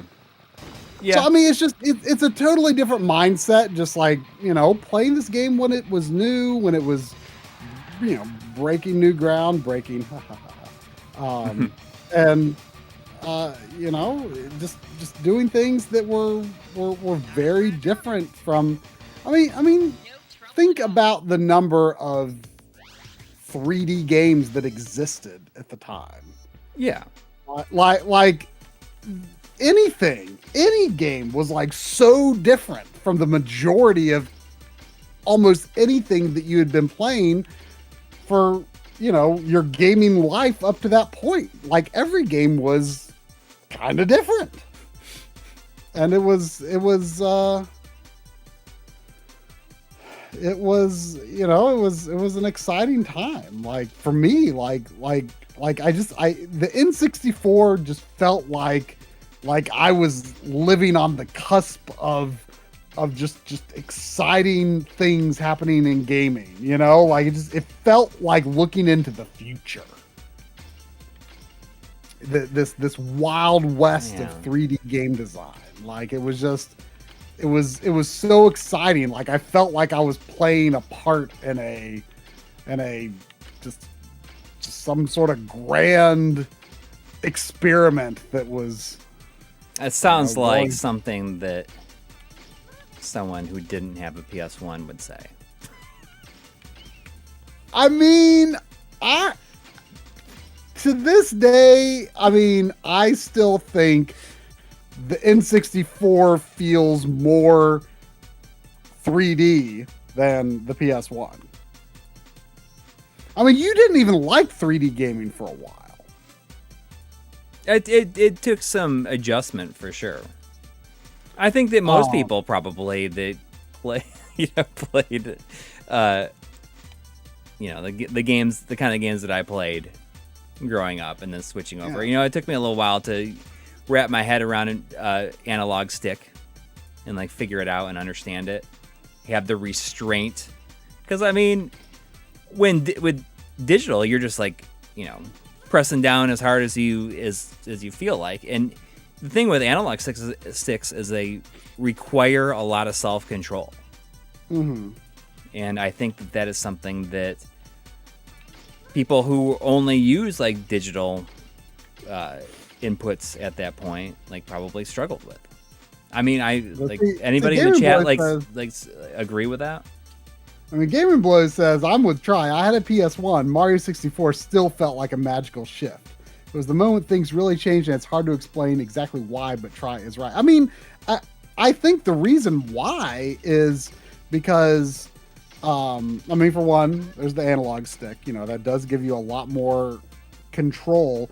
But I think the real key is that, again, I'm not 100% positive I'm using the right term here, but it's that floating point geometry calculations where things can move in smooth increments. Like, even though PS1 on the whole tends to have better frame rates than N64, I never really have equated PS1 3D graphics with smoothness, though. Even though the frame rate is often lower on N64, I'm not saying that at all. I didn't think about frame rates at all. Games just ran the way that they ran. I was never thinking PS1 games run better than it. That is not something that I even considered. But what I'm just saying is N64 feels like just more real 3D to me. Yes, I know it's got a pitifully small texture cache. Textures are always blurry. But that's not anything that I would think about either. The worlds feel more stable, more solid. Whereas, PS1, things, you've got the warbling geometry like in the Xbox version. It's also a 2-year GoldenEye. difference. It's also a 2-year difference. Which you're implying is meaning what? Well, it was just are you saying a 2-year difference is a massive leap or not? Well, I'm saying that, Nintendo's sought to build this kind of thing when they started out. I guess it feels like, I guess if you're saying the world feels more 3D, it's because they could see what other people have done. Sure. I mean, it's just like I still like when I played PS1 games, which to be fair, I didn't play like a huge variety of PS1 games back in the day, but like, you know, I was playing PS1 games because there were a lot of genres that weren't common on the N64, and that was what drew me to PlayStation, like RPGs and stuff. And there, you know, they did a lot of cool things with the backgrounds and stuff, but like the 3D geometry, I never considered to be as good as the 3D geometry on the N64, and it never, like, they were great games, but they didn't feel like they were, you know, pushing toward the future of game graphics. Like, to me, you know, my perspective as a kid, right?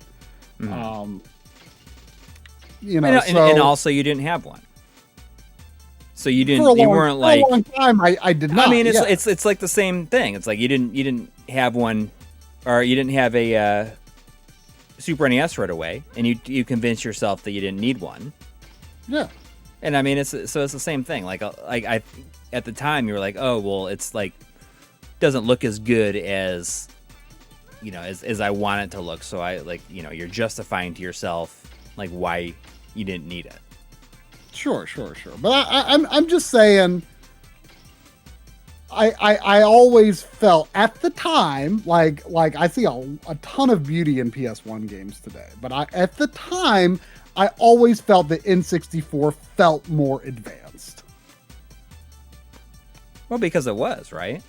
I mean, it's not necessarily linearly more advanced. I mean, it's got limitations, like, you know, it can smooth textures which the PS1 couldn't do. I mean, but it's more advanced, like the Master System is more advanced than the NES. It's more advanced in the way that like the Master System was more advanced than the NES. It's like any system. Newer, any so system has pros and cons that, you know, that give it benefits for one area versus another. You know, I mean, it's not there's you know, it's not all a straight line. You know, there are things certainly that the PS1 does a lot better than the N64. But I'm just saying, on the whole, at the time when I played N64 games, it felt like the future. And PS1 games, while I liked a lot, didn't like it. I played the systems for different reasons, and N64 to me felt more. Do you think like, that if you had gotten a PS1 when it was released, you would have felt like this is the future, instead of like having it be out for 2 years? It's so hard to say because, I mean, my tastes were so limited at the time. I mostly only played platformers, really. Yeah. So I mean, like it's hard to say whether what I would have really even thought of the games that were for it. There was, by the way, from the extremely long SLID, with no comment, but a $20 super chat. Dang, thank you. Thank you. That's pretty serious. Like the talking N64 versus PS1. I mean, like, I get it. Like, the thing is I guess at that point, from the time that I got a Super Nintendo after like having Sega systems, like that's like console war stuff and interest in even thinking about it, like, was not even something that affected me. Like, I just all I wanted to do is play games that I wanted to play. And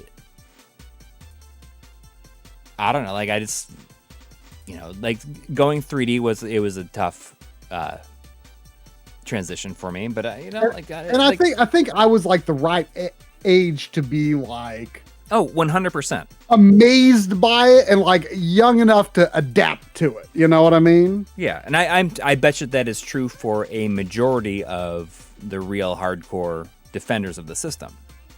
Absolutely, I'm sure. And that's, like that, but that is something that I cannot relate to that. Right. I guess. Right. I mean, I fully acknowledge N64 is going to be tough for people to get into who, didn't grow up with it and fully embrace it at that time. But I like expressing what it felt like because it was an unbelievable feeling playing these games at that time. Yeah. And feeling like you were experiencing the future of something that was because you know why? Because it was too real to be real. It was like it's just this amazing feeling that I like to tell people about, even though I know they cannot go back and find that exact same feeling I had. It's just that feeling of N64 in its day was just like, if it was the right system for you at the right time, it was just an unbelievable thing, and I still enjoy playing it. Yeah, Also, there was a comment from someone that I wanted to read that I thought was funny. What was it?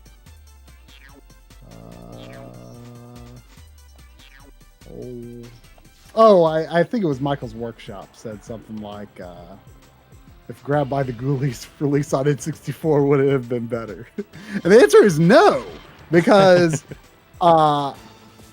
I think that the dual analog brawling is what makes that game. That's why I like it so much. I felt like the dual analog brawling we should play great. like next week. You should play Rise to Honor, because doesn't that use like the dual analog? Oh yeah, brawling. yeah. You're right.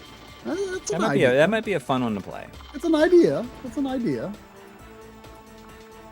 Whoa, what is? Oh, hey, we got this is we got 999 super chat from Dadbod Game Squad, who has a balloons and a number 1 on this super chat. I'm not celebrate sure why. the first super chat from Dadbod. You want to know who Dadbod Game Squad is? Who? Dadbod Game Squad is one of my oldest internet friends. Well, I love the name. I'm dying about the name. That's like he did not go by Dadbod Game Squad back when we were teenagers, though. But it's but it's like, I think that. Do you feel like you could be part of Dadbod Game Squad? Unfortunately, yes. It's as much as I hate to say it, but whatever it is. Let me tell you. I mean, like we'll talk about, his comment here in a minute. But I recorded like a video log that I'll release sometime this week on installing the Gula Kit Hall sensing joysticks for Joy-Con. And man, I saw myself on camera. I'm like, my God, look at me. I'm like, I am a mess in this. I'm like all like unshaven, and I'm just like, bleh. like that is like the definition of, unfortunately, Dadbod's Game Squad. For the record, back in the day, his username was based on some football team, but I can't remember what city that team was from. But no, I mean, he was like the first or second internet friend I ever made, like back when I was like 12 or 13 or 14 or so, like long before I met like Drum and Xavier. Yeah. Yeah, we don't have an opportunity to chat very much these days, but it's always good to see him. Yeah. I feel like I brought this up recently, actually, because I think I was telling you something about how he did a backloggery directorship and was on the call with us. It was when I played.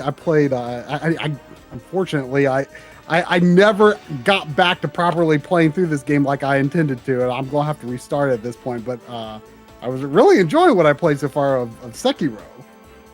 Mm-hmm. That was his directorship, and you know, it was kind of this funny thing, like, you know, it was me, Drumlin, and him on the call, and you know, like people were hearing like stories of me on the internet, like, you know, before the times that Drum would have even known.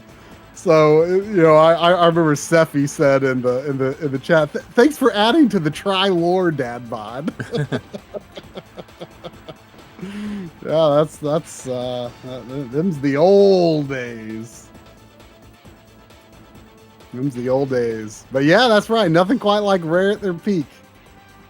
That was, I mean, it was like every game Rare put out at the time. I don't know if this assessment would hold up necessarily to reevaluating the design of their games today, the visual design, but like at the time, like it always felt like their latest game was like the most impressive thing I had seen to date.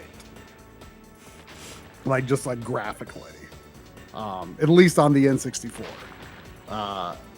You know, their frame rates got really bad by late in the generation, but the visuals they were pushing were unlike anything that I'd seen. You know, I always felt like they had the best graphics on the system at the time. But I can't believe you how know. much story this game has. Like, it takes forever to go through it. It's like, Say is the world's final hope. It just keeps going. and it keeps on going. It's like, come on. It's like, is that not necessary? Like, who cares? There was there was also a $5 super chat from Brandon Pierce. Thank you. Saying both you. consoles have a special place in my heart. The magic I felt when I first played Mario 64, I felt again when I played Spyro the Dragon. And I do have to say, Spyro is very impressive. Of course, it took many years, you know, for platformers on PS1 to reach quite that level of finesse. But Spyro does have, you know, like a degree of that, like, you know, feel of like really exploring a 3D world. I mean, I played through Spyro 1 and 2 just in the past, you know, for the first time in the past, like within the past 5 years, I've played through Spyro 1 and 2. And I really liked them. I liked them a lot more than I thought I would. So I do think PS1, you know, 3D platformers, 3D action games can absolutely hold up, but I'm just, you know, saying this was my perspective at the time. I mostly ignored 3D platformers on PS1 back in the day because it's like, well, that's what I play on N64, you know? Right, yeah. And I play RPGs on PlayStation, you know, but I play platformers on N64, you know? Mhm. Like I wasn't looking for PS1 platformers because I already had access to plenty of games like that on N64. I wanted the RPGs. So, you know, getting into a more varied selection of PS1 games has been, you know, more of a thing I've done over the years since. Yeah. The video I was working on for January is not going to be ready. I actually got sidetracked because I started working on the EGM documentary again. Like I was feeling inspired, so I just kind of went back to that for a bit. And I actually installed the that 500 if there's a Mr. Do in the chat, I installed that 500 gig SATA SSD that I was planning to use for making ProRes full quality ProRes previews too. Oh, cool. And at the start of this stream, it looks like it's finished. At the start of this stream, I was rendering all previews for the Analog Frontiers Part 4 timeline for Oh wow. what is edited so far. So it is being worked on. It's happening. Heck yeah. Well, I think that's gonna do it. I can complete 4 of the 7 hard carrier levels. I will try. I mean, I don't know if I'll come back to. I mean, if I have like 3 more left, and then I see so do I have like 3 more left, and then I have to rescue the scientists, and then I have to like, is it like a final level? And you just have to like look up where they are. Right. You have to just look up where they are if you don't. And then is there like a final level or something? No, in fact, I could be wrong, but if my memory is correct, I think you just like as soon as you rescue the final scientist, it just like immediately cuts to the end.